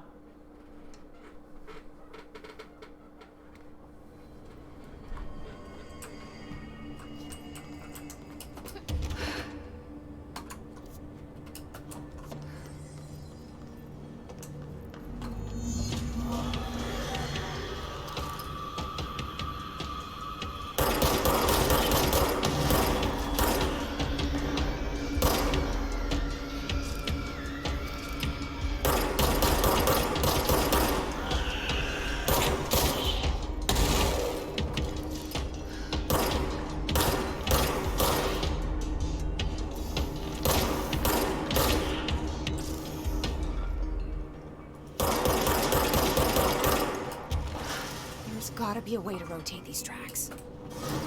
Maybe there's a control panel nearby.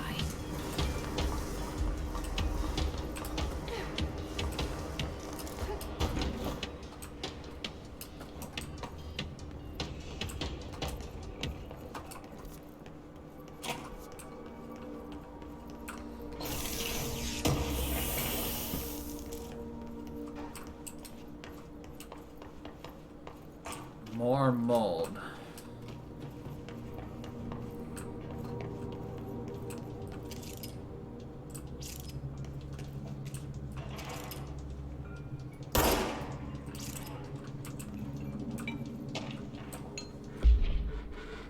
Guess who just had an inspect and inbound delivery of like 100 teensy tiny little boxes? Me, that's who. And you know what was inside each one? Single human tooth. Fucking gross,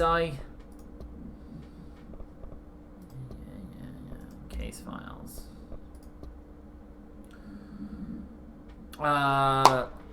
Yeah, procedures. This item should be kept in a sealed chamber with minimal external visibility. A hanging mirror, oval in shape. The frame is made of ornately wrought brass. The item does not reflect its surroundings accurately. The item's effect is complex. Most notable is the fact that the glass transports individuals to a paranatural space when touched. And this space is an imperfect reflection of our reality. Some objects inside the reflection are simple mirror images. Some are... Well, some do not appear at all. The reflections only contains areas within a distance from the item itself. Relocating the item has proven that the reflections changes too depending on its surroundings. Agents have been sent in to explore the reflection. Has been observed in the test subject sent inside, believed to be psychosomatic. Prolonged exposure to the reflection is not advisable. There, we got the 2 debriefs.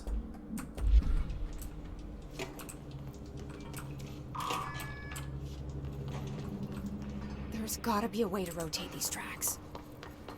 Maybe there's a control panel nearby.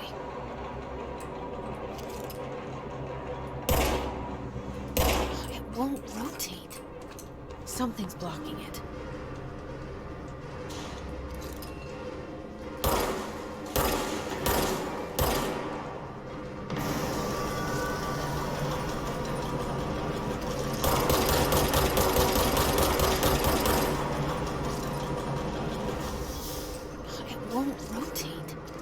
Something's blocking it.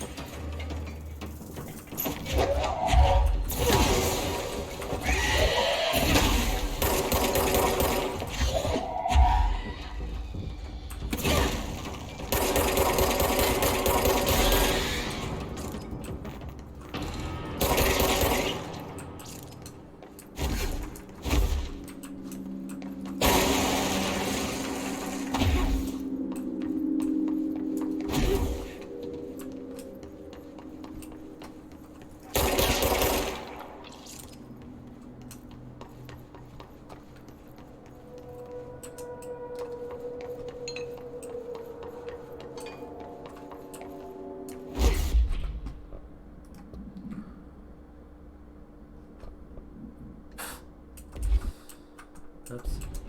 Double tap that too much.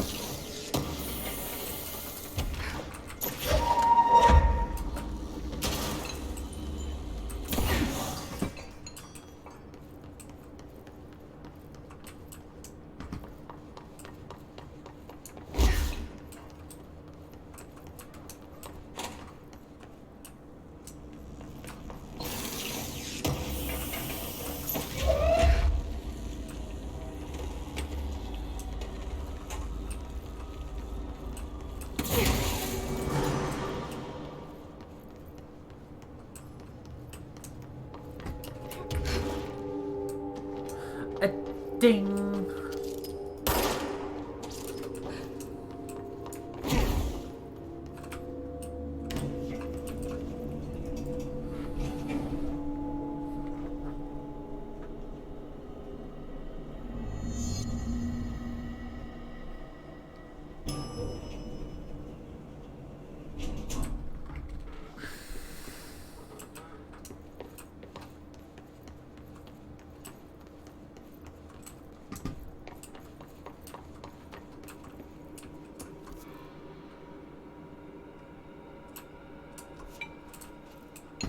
Interesting. This is the exact same location, just flipped. The airplane in question has been brought in from a private airfield located in the town of Cincinnati. It is suspected to be connected to the and is being evaluated for altered status. The plane is currently being sold in the transit corridor in the containment sector brought here through the New York subway tunnel. Special access. For more information on tunnel and links to urban legends centered on ghost stations, abandoned tracks, and see file 412-4521. The plane's black box is currently being evaluated for, and initial readings have been taken by a research team. Though no altered status has yet been detected.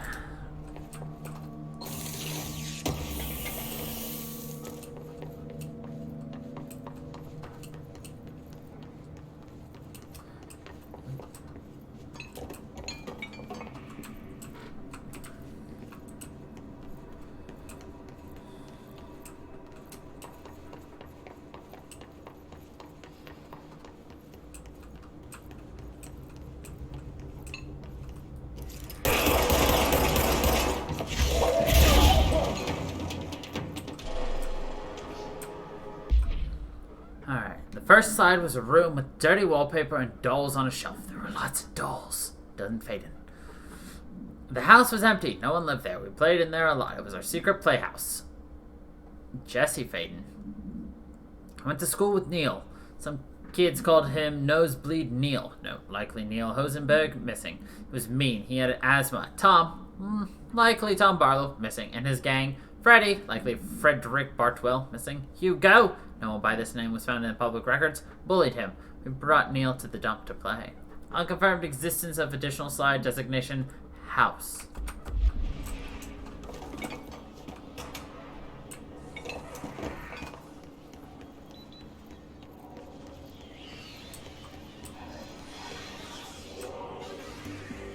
You're listening to America Overnight, celebrating 29 years, shining a light in the shadows.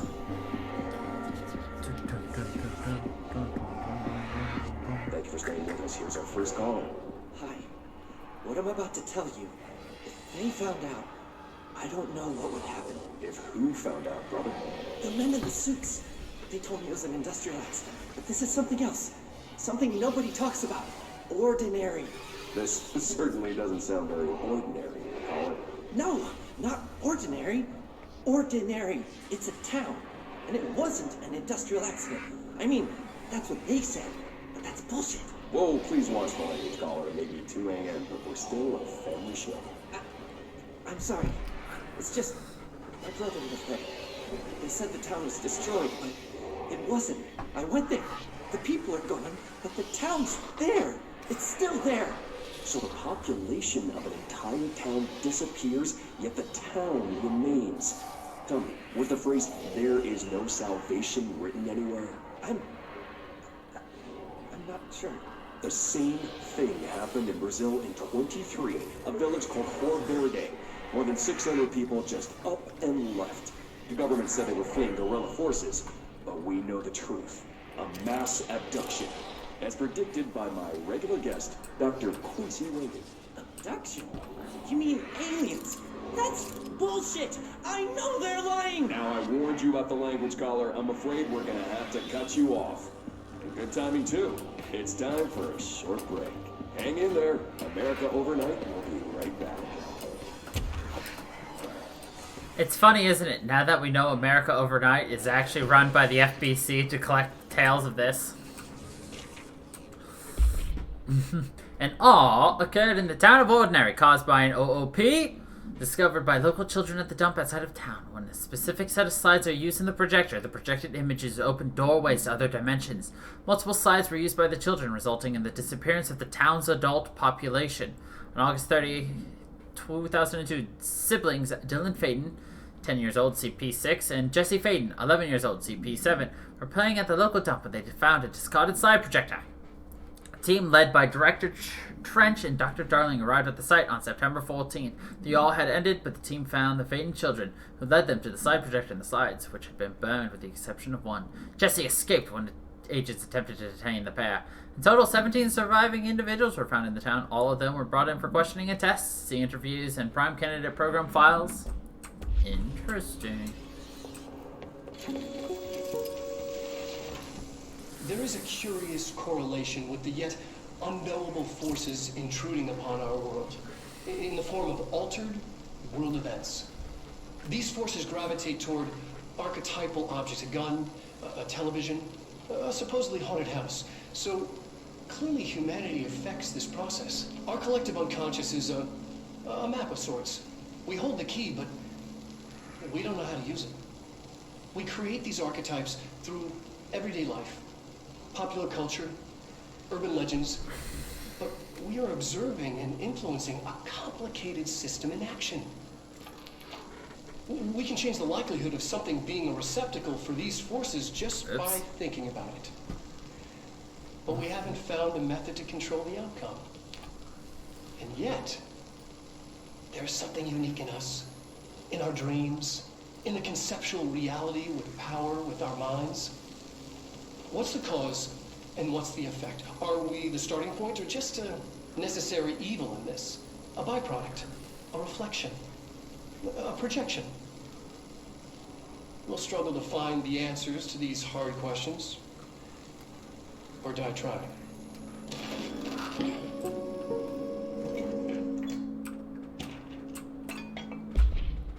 Jesse and me followed the dung monkeys to the cave. There was a lot of them.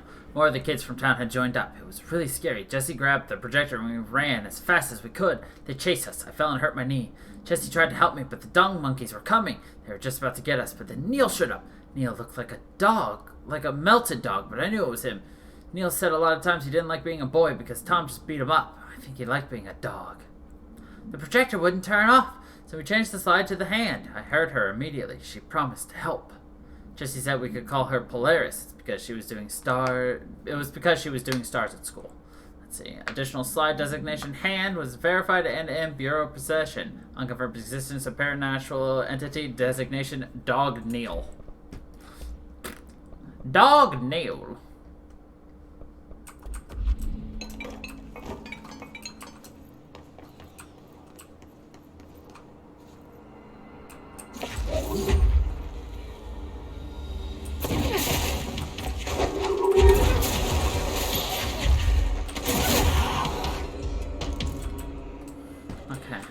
Annual evaluation of Dylan Faden, formerly P6, performed by Dr. Carla Vaughn. The questions asked here correspond to the 5th iteration of the Gunner's psychological assessment. Are you ready, Dylan? Let's begin then. In a single word, describe the world around you. Where's Casper? Dr. Darling is out of the building today. He's never out. He didn't want to come, did he? He never visits, not since Roberts. Tell Darling it wasn't my fault. I couldn't control it yet, but I can now. I learned. Will you tell him? In a single word, describe the world around you. A prison. A cold, empty prison. Not even a poster on the wall. Mm-hmm. What is the next number in the sequence 3, 6, 9, 12, 15? 18. What day is it today? How the hell would I know? It's not like you give me a calendar. You find a rabbit in the woods. It is breathing, but not moving. You cannot see any blood. What do you do? Leave it. Expand on that. It doesn't matter. The rabbit's not real. None of it's real. What day is it today? Do you enjoy asking people questions that can't be answered? Is this what gets you up in the morning? What you dreamed of doing as a scared, stupid little girl? Can you describe a dog to me? In ordinary, we had a friend. Nosebleed Neil. And when it all went crazy, you know what I mean. Nosebleed Neil turned into a dog. Or something like a dog. What day is it tomorrow? Fuck off! I don't know! There is no calendar! How can I fucking know? Dylan, calm down. Fuck you! Fuck you and fuck Casper! Hey! Are you watching this, you little fuck? Did you send your bitch because you're too scared of me? Where is Casper? Security, get a team in here. I need... Well, she probably died. After what happened at school to Mrs. Chester, we started spying on Tom and saw where they took the projector. Tom and his troglodytes were using the Sled Hill Cave as their headquarters. That's where the projector was. They'd been using the temple slide. We called it that, but really it was a broken concrete thing like a warehouse or a bomb shelter or something very dark. The Knot Mother lived there with her babies. Children, I don't know. She was feeding Tom and the others her milk. They were changing into little monsters. We called them dung monkeys. Unconfirmed existence of additional slide designation temple. Unconfirmed existence of paranatural entity designation not mother.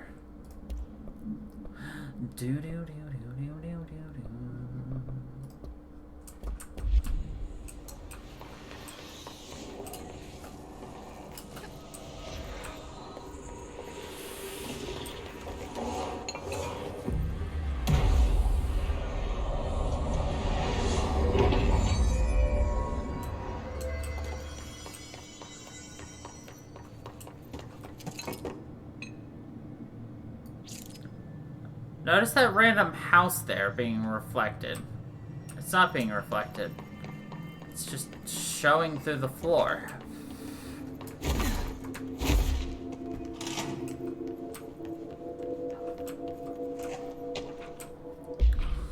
Second side we called the meadow, but it was really just an empty lot with a bunch of weeds. There was a shack and a phone line. It smelled like flowers here. It was powerful, intoxicating. We had crazy dreams there. It must have been because of the smell. I didn't like it. Didn't like losing control. In the dreams, everything was melting, and then when we come out, everything had melted around the projector. Neil was really into it. We found out he'd been coming there more and more on his own. Then Tom beat the secret out of Neil and found the projector. He and his goons took it. We thought Neil had got lost inside the meadow when Tom changed the slide, but that's not what happened.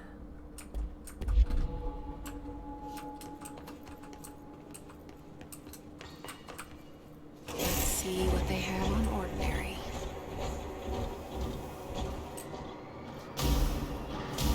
It's all here. Our home, our school, the woods, the dump.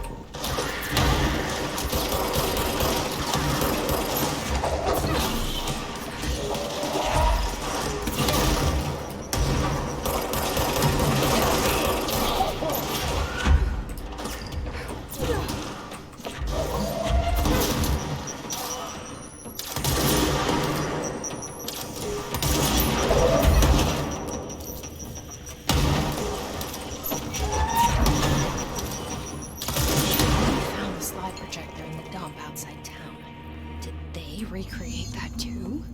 Is that where they keep it?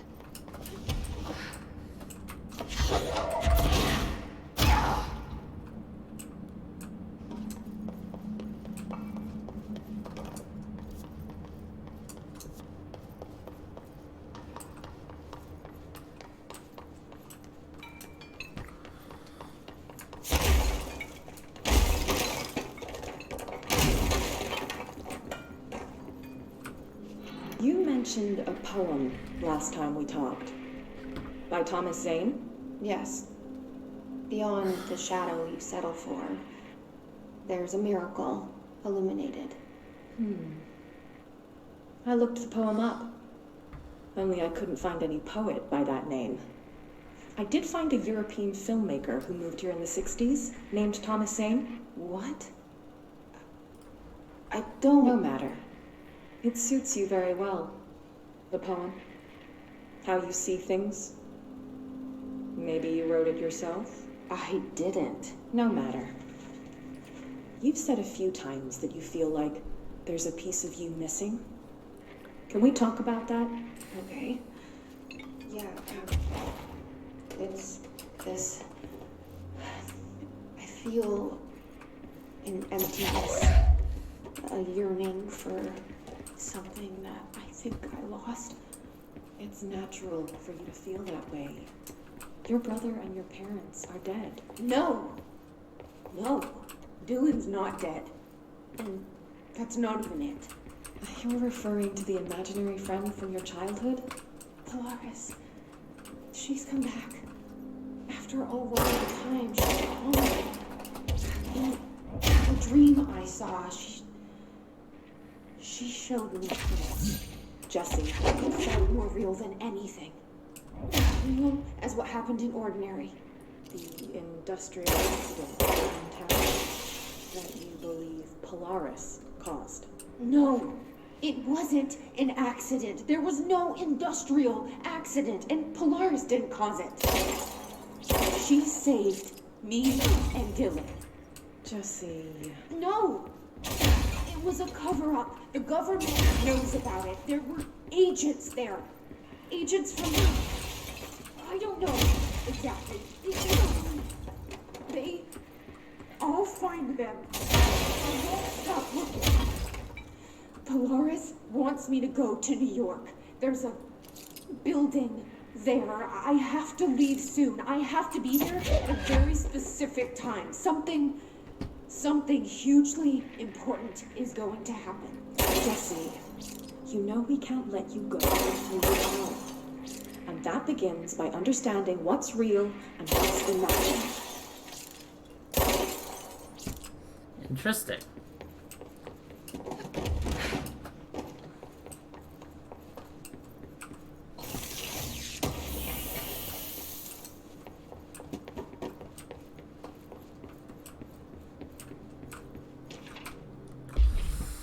Details are largely based on interviews conducted with Dylan Faden, see interviews and for relevant information, and the obtained therapy sessions of Jesse Faden, as well as circumstantial evidence found at the Ordinary site.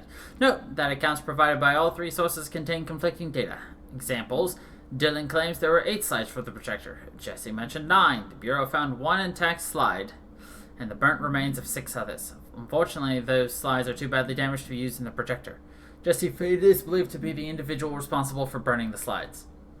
Dr. Darling has ordered that the entirety of the Ordinary Town dump be brought to the Bureau for examination and analysis, with the hopes of finding additional slides or other altered materials. Due to the limited space in the investigation sector, this all will be investigated in the containment sector.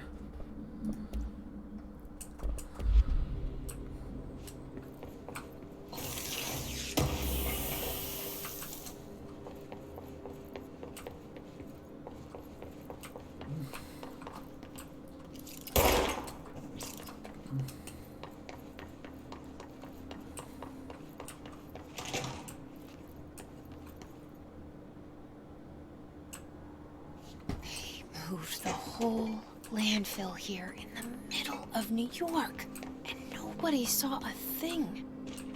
Pretty...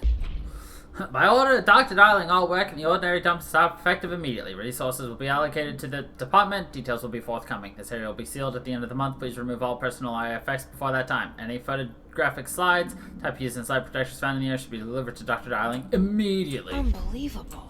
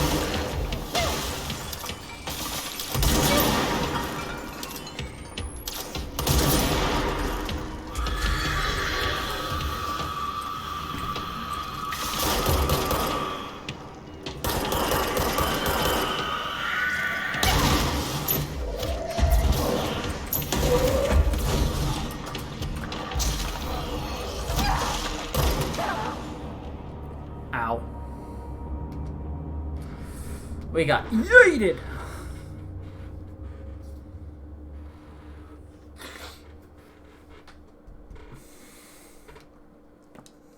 Oh, my neck.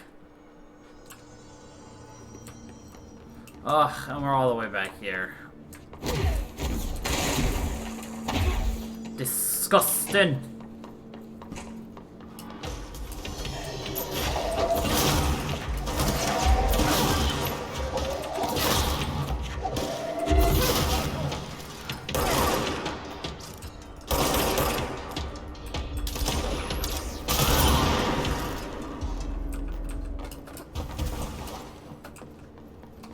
The worst thing are the floating guys with fucking shields. They're the worst.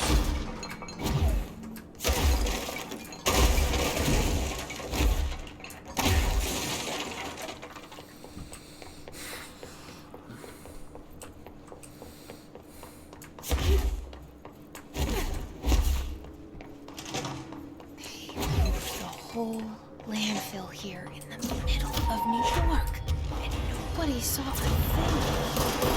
Pretty unbelievable.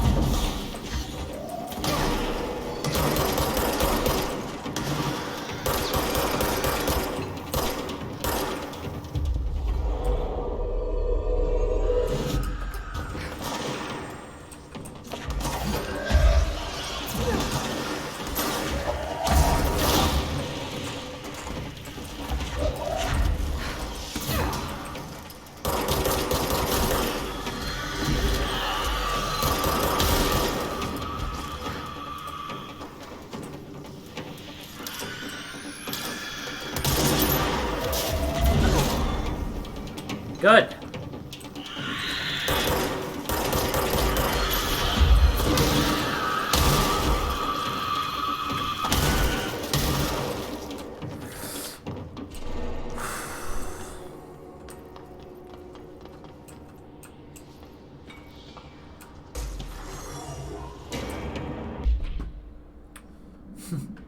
I was onto something when I found my dad's old Gods album. I became a huge fan immediately.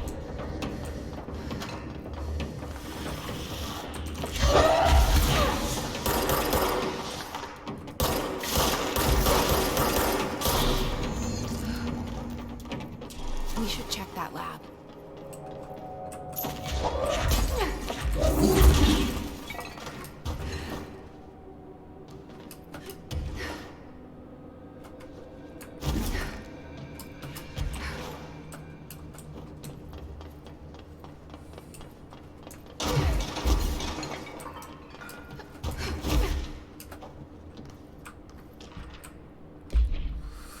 The item was found in the penthouse suite at Toronto belonging to David Wolf, who was being investigated for illegally dealing in altered materials. Bureau agents raided his penthouse and found numerous paranormal items, including, and this item, Mr. Wolf was arrested.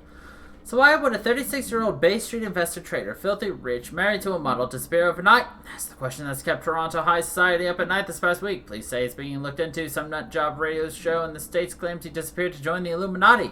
But is this reporter's opinion that Mr. Wolf, bored of his job, sick of his family, left it all behind to retire in some remote beach paradise? Now he's sipping Mai Tais while the world thinks he's dead.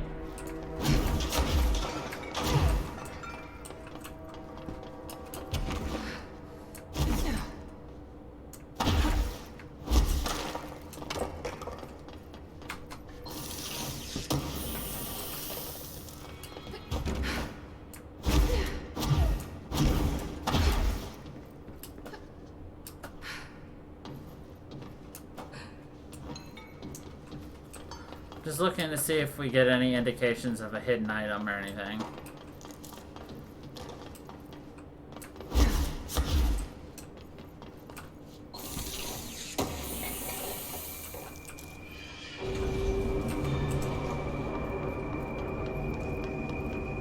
Huh.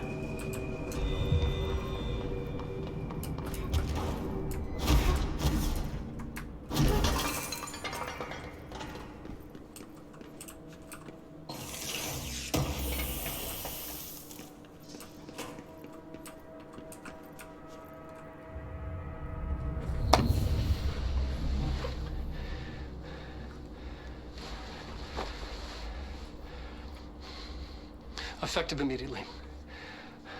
I'm setting up a new department. Dimensional research in the research sector. Transferring the slide projector there. That's where my focus will be now. The ordinary site remains as is. We'll be back to... I don't know when.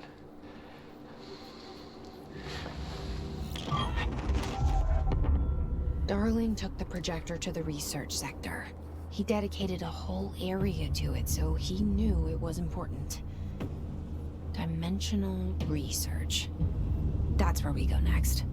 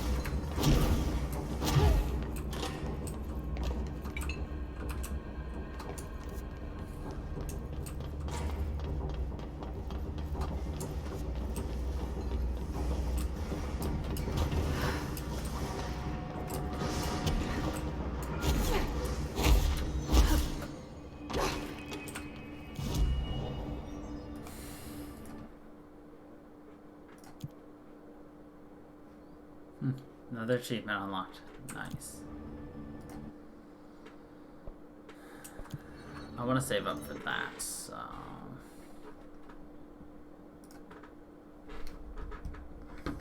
Side quests, side quests. Where do the side quests?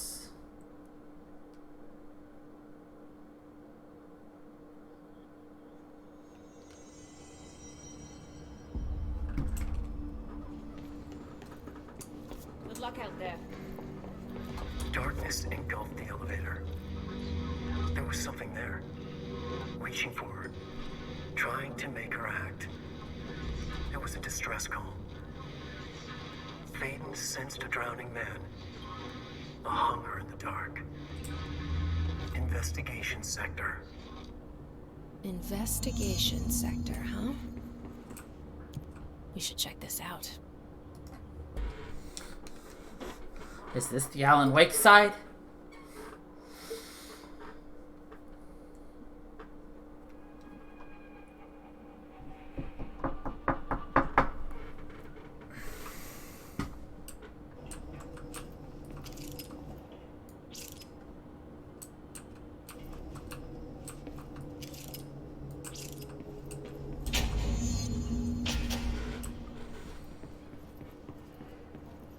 Hello?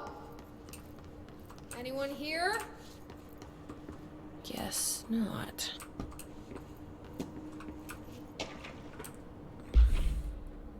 For authorization from Mr. Kirkland, internal investigation was launched into the ethical practices of Dr. Casper Darling, head of research. Despite the accounts of Anonymous regarding inhumane treatment of a currently housed in the Bureau, our official findings regarding this were inconclusive.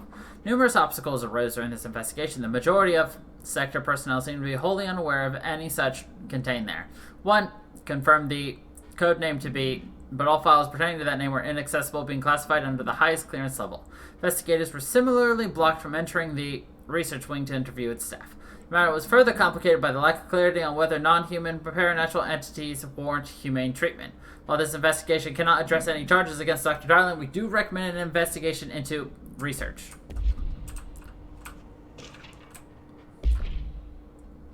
Mr. Dennis.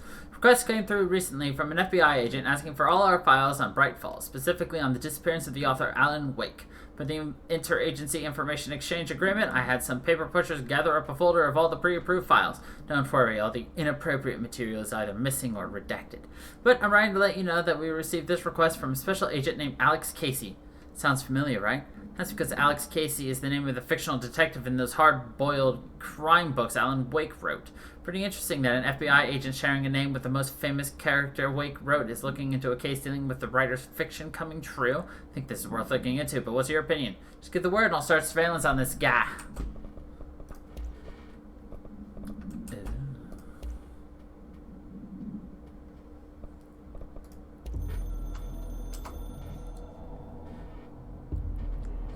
You have heard wrong, fake news.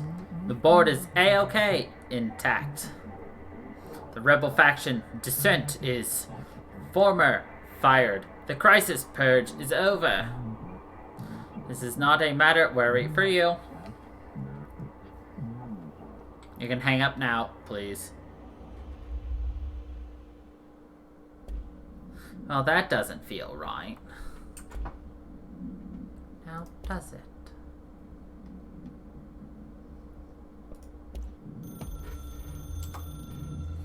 Darkness engulfed the elevator. There was something there. A presence. Jesse Faden could hear it. A call. It was faint, reaching for her from a dark place. Faden was sensitive to visitations. She had them all the time. From her guiding star and the previous director. She was the perfect receiver. As if she'd been made for this. Faden paused to feel it. The force at play here. It was changing things around her, subtle, trying to make her act. Faden didn't like that. Her guide felt it too. Polaris didn't flare up in defense as with the hiss, so it wasn't all bad. Not a hostile transmission. It was powerful, but it was coming from far away, and made weak because of the distance. It was a distress call. Faden sensed a drowning man. A man desperate to escape. She sensed something else, too. A hunger in the dark. Not unlike the hostile resonance. Who the fuck types like that? She knew that desperate acts can have grim consequences. It was this, more than the man's despair, that made her follow the call. The elevator lights winked back on. The darkness receded like a memory. There was a new button on the elevator control panel. Investigation sector. Faden pressed the button.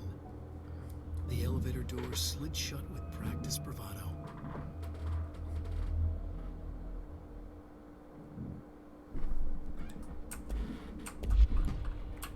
Seems a lot more crowded than the rest of the Bureau.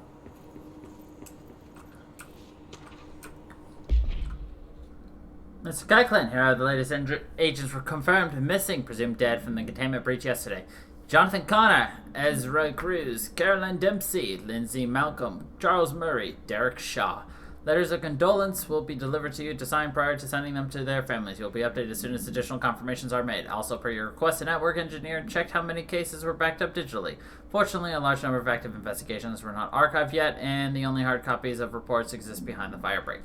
They're lost, I'm afraid.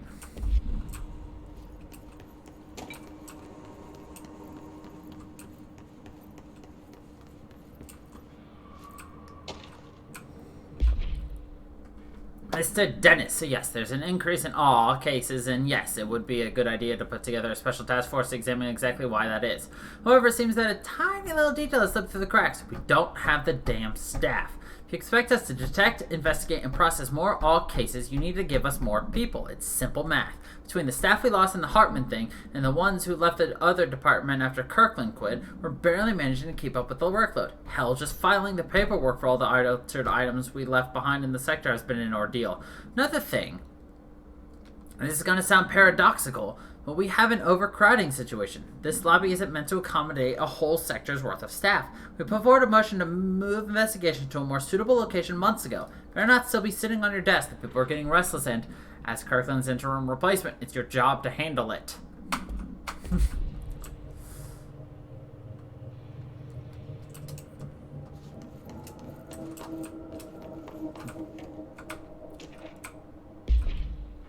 To Chief Investigator Dennis, it happened again. Third time this year. Something certainly has it out for our Could be raccoons. The locals certainly complain about them enough, but why the hell would raccoons keep going after our monitoring station?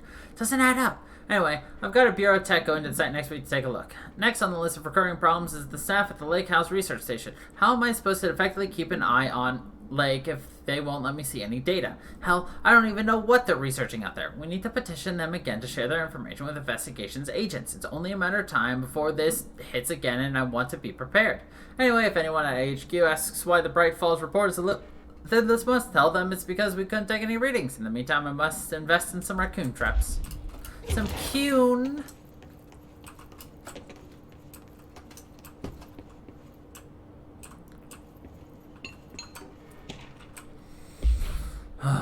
Dr. Rhea Underhill is a professor at the University of Woodrow in the United Kingdom, where she teaches biology with a focus on botany. Dr. Underhill once worked with the Bureau as a parabotanist stationed in the research sector of the oldest house. She served with no incidents or demerits and is praised by those who formerly worked with her, including Dr. Darling. Dr. Underhill has no known connections to paracriminal organizations or any record of breaching her NDA since leaving the Bureau. Her civilian behavior has been ideal, with the exception of an ongoing personal relationship with Dr. Darling that appears to have begun during the time as co-workers in the research sector and revisited intermittently ever since. Depending on the duration of her work in the oldest house, it may be required to have both parties sign a relationship clearance form. This investigation has found no compelling reason to deny Dr. Darling's request to offer Dr. Underhill an interim position with the aim of finding a solution to the mold threshold issue.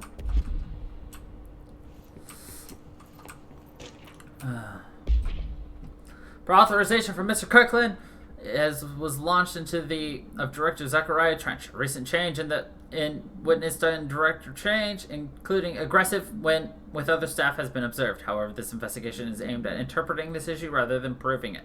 Notably, between Director Trench and Dr. Darling has been witnessed by numerous Bureau staff. Although both declined to meet for an interview on the matter, witness accounts suggest their arguments center around the Dimensional Research Wing and the Captain's side. However, no evidence exists to confirm Director Trench's as anything more than interpersonal disagreements. The investigation has concluded that Director Trench's behavior is not indicative of any, and that his fitness to lead is not in question.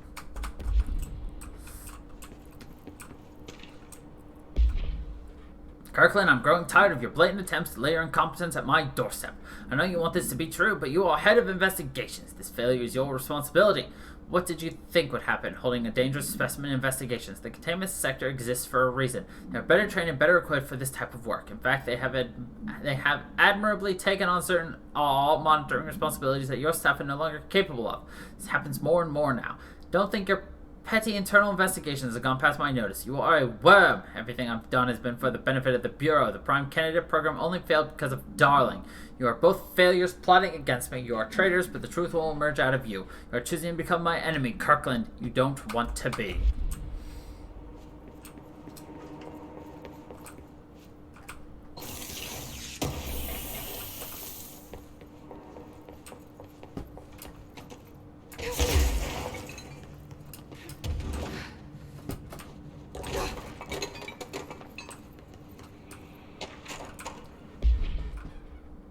To whom it may concern, it is with great anger and regret that I tender my resignation as head of investigations for the Federal Bureau of Control. I do this in protest of the rampant disregard for my departments.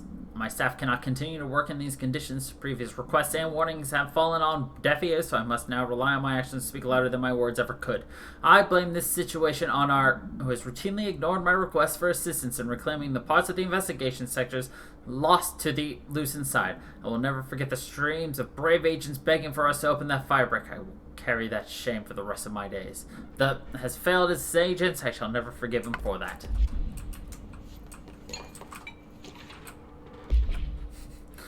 Miscommunication led to a local coroner examining the body of William Burrow. 33-year-old man found dead on his property. Per police report, remains obtained from the coroner's office also include blood, urine, bile, stomach contents, and bone fragments. Autopsy findings: blunt force injuries to the head, lacerations left ear cheek, blunt force injuries on the extremities was dislocation of the right knee, complete avulsion of the right upper extremity with associated fracture of the proximal right humerus, extensive trauma abdominal region, complete avulsions of multiple organs including stomach, heart, liver, pancreas, kidneys, and portions of the large and small intestine, all missing from scene. Conclusion: it is my opinion that Mr. Burrow's death is not the result of a mechanical accident as claimed by authorities. The removal of organs is consistent with animal attack.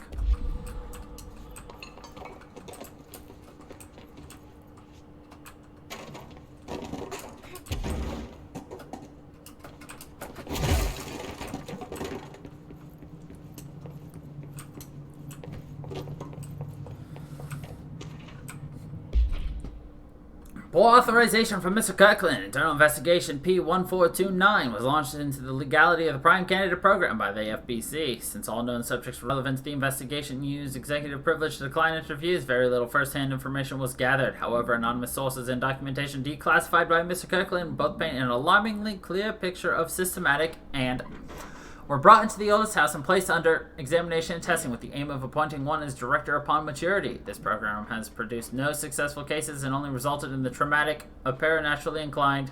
Not only is this a breach of the Ash Act, but it flies in the face of basic human.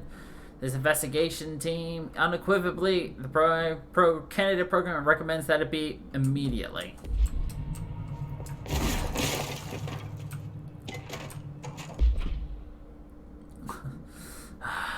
Item is not in Bureau custody, none known. A Frank elk tractor, olive green, dried blood on the grill when last seen. Item is capable of vocalized responses, or growls, and unmanned locomotion. Considered highly aggressive and dangerous. The item first came to the Bureau's attention after the death of William Burrow, owner of the Burrow Farm outside of Trenton, Texas. Local authorities arrived on scene after an employee found the mutilated body of Mr. Burrow beneath his tractor. Police arrived but were immediately driven away by the director. Panic calls to the federal authorities were intercepted by Bureau communication staff. A team was dispatched. Upon arrival, agents approached the item, responded by growling like a bear. 3 agents were injured when they attempted to detain the item, which escaped. Aerial searches for the item are ongoing. Speaking to Mrs. Burrow, only revealed that she had a domestic altercation with Mr. Burrow earlier the night of the incident. Whether these events are connected is currently unknown.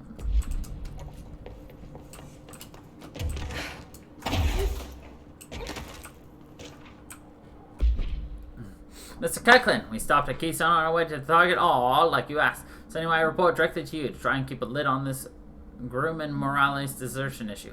We didn't find any sign of them here. Given their records, it is possible they've switched teams like you suspected, but I don't think that's the case. The event definitely occurred here in Keystone, and I think Grumman and Morales got caught up in it. The entire population has vanished into thin air. Reminds me of the ordinary case, but that was just the adults, if I'm remembering the file correctly. This is different. I think our guys are casualties, not traitors. If it wasn't all, it seems to be over. We walked through the whole town, and the only strange thing we noticed were markings on the various buildings. 2 overlapping circles with a dot in the shared space. Could be unrelated. I'll show you the pictures when I get back. In the meantime, you should send a team out here to cordon this place off and maybe get the comm guy working on a story.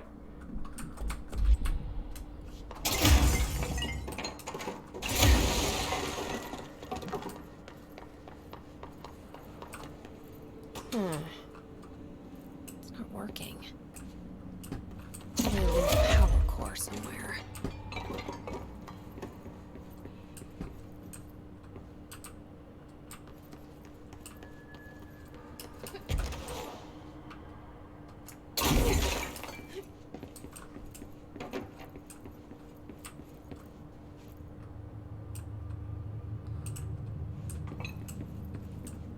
So we found where we need to plug it in. We just haven't found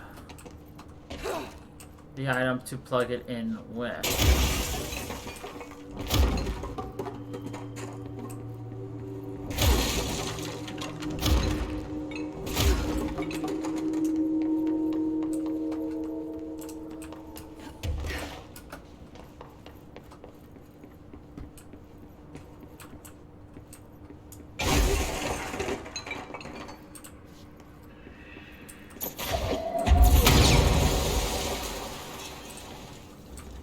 Well, that's actually useful.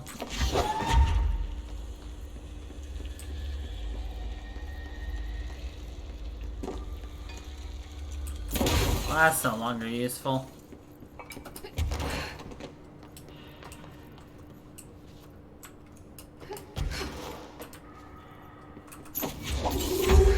I guess I could just take that instead. There. Now that page should open.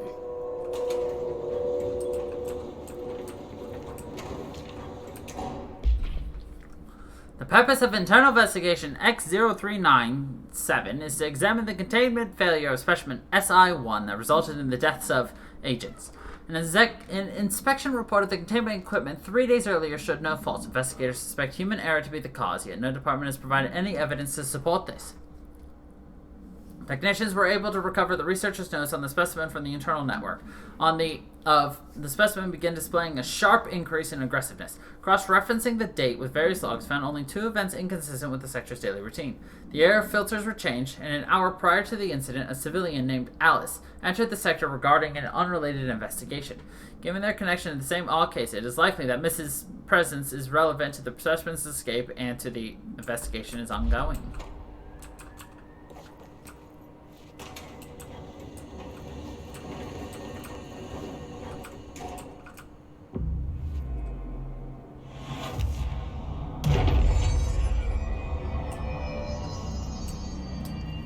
I'm no detective, but something definitely happened here.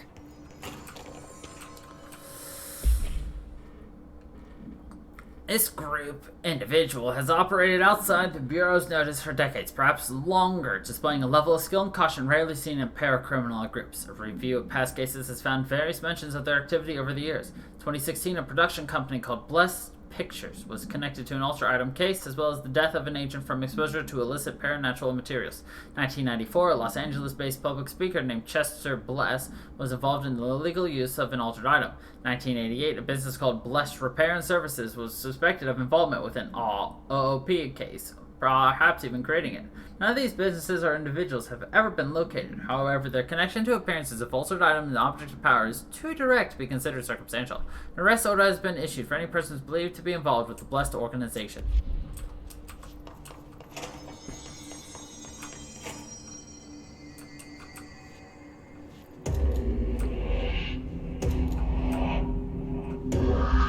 Do we know each other? This feels familiar. I can't seem to... I've forgotten it. I'm sorry. My name is Alan Wake.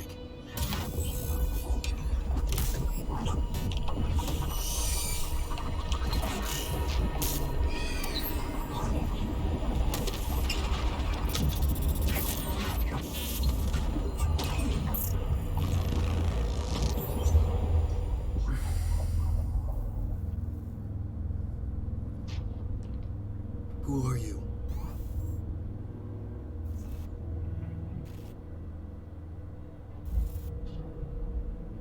Who are you? Do I know you? I'm your friend Tom. Tom Zane. There's nothing to worry about. Tom. The poet. The diver. You look different. That was just a role. A character. The protagonist I played in my old film. I'm a filmmaker. An auteur like yourself. We're working on this together, remember? An artistic collaboration.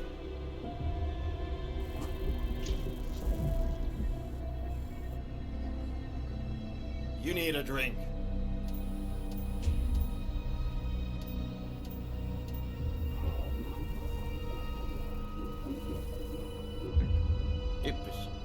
Kippis.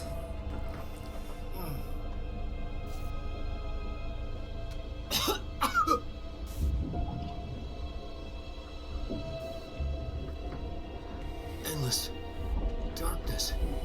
Nothing holds still. But we're very close now. You've been writing. You found a way to escape. It'll work this time. Writing?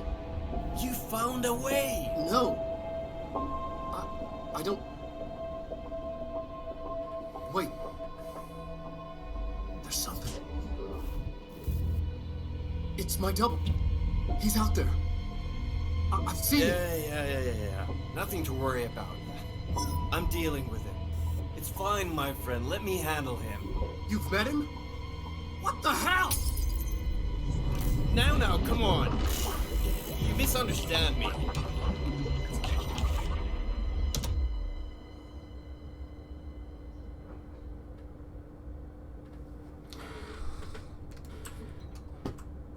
That was Alan Wake, the writer who went missing in that AWE case I read about. What's he doing here?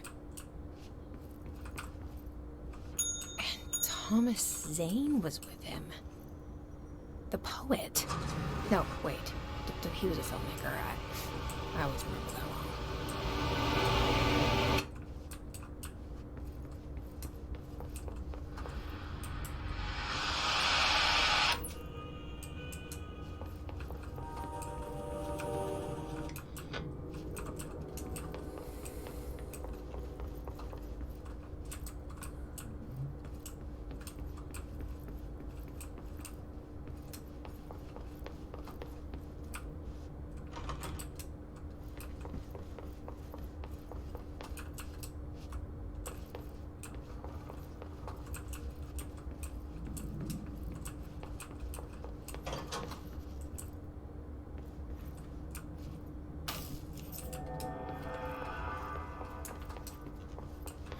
Dr. Emil Hartman, devoured by hungry darkness, became the thing that had been Hartman.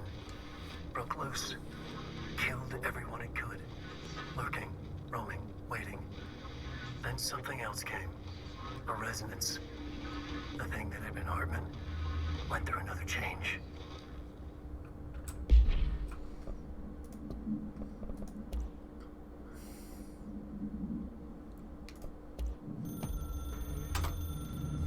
Dr. Emil Hartman was desperate. The Federal Bureau of Control had stolen his life's work. This was his last chance, his final experiment. What he'd been too scared to do before. Hartman dove into the lake, was taken, devoured by hungry darkness, became the thing that had been Hartman. Only an echo of him remained, fragmented impulses on autoplay, violent, bloodthirsty darkness in the driver's seat. Emerging from the lake, the thing was captured by the FBC. Brought in, contained, studied. The thing broke loose, killed everyone it could. The FBC fell back and sealed the sector. The thing was alone in the dark, lurking, roaming, waiting. Then something else came. Not darkness, but similar enough. A sound. A resonance. It shouldn't be a surprise. If there's one, why not another? The darkness inside the thing could have been immune, could have resisted, fought, could have been passed by, passed through with no effect. But it didn't, and it wasn't. Maybe it had grown weaker over time, not aged. It was timeless, but weaker with no link to its source. A metamorphosis followed. The thing that had been Hartman went through another change.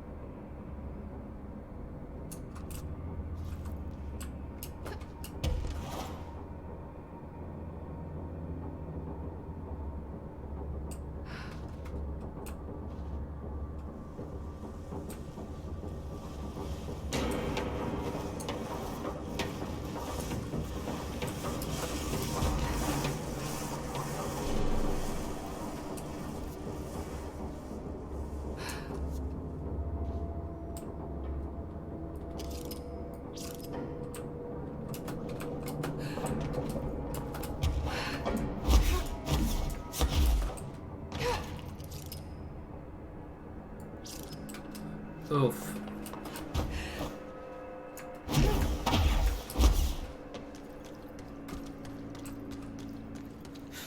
Creepy, damp, and abandoned.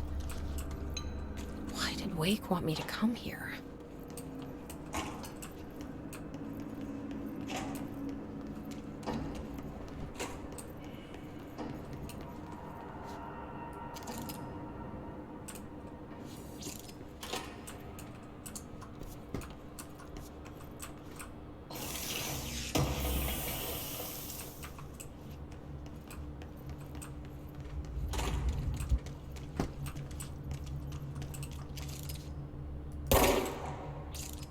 That doesn't look like a house shift. Do I even want to know? Huh.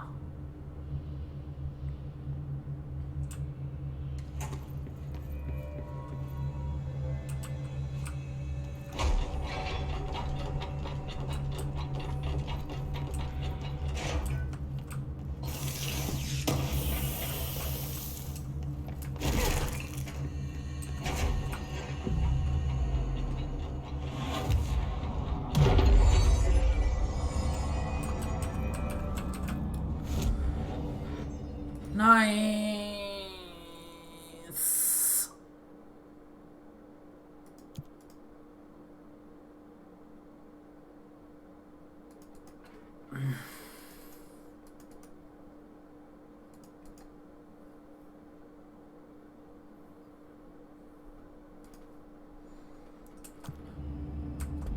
But, yeah, this is a good place for us to stop, seeing as it is now almost 10. So, yeah, we're gonna leave this off right here. And we'll pick up again with this next week. So, thank you everybody for watching. I hope you all enjoyed. And until the next time, everybody, stay funky, people.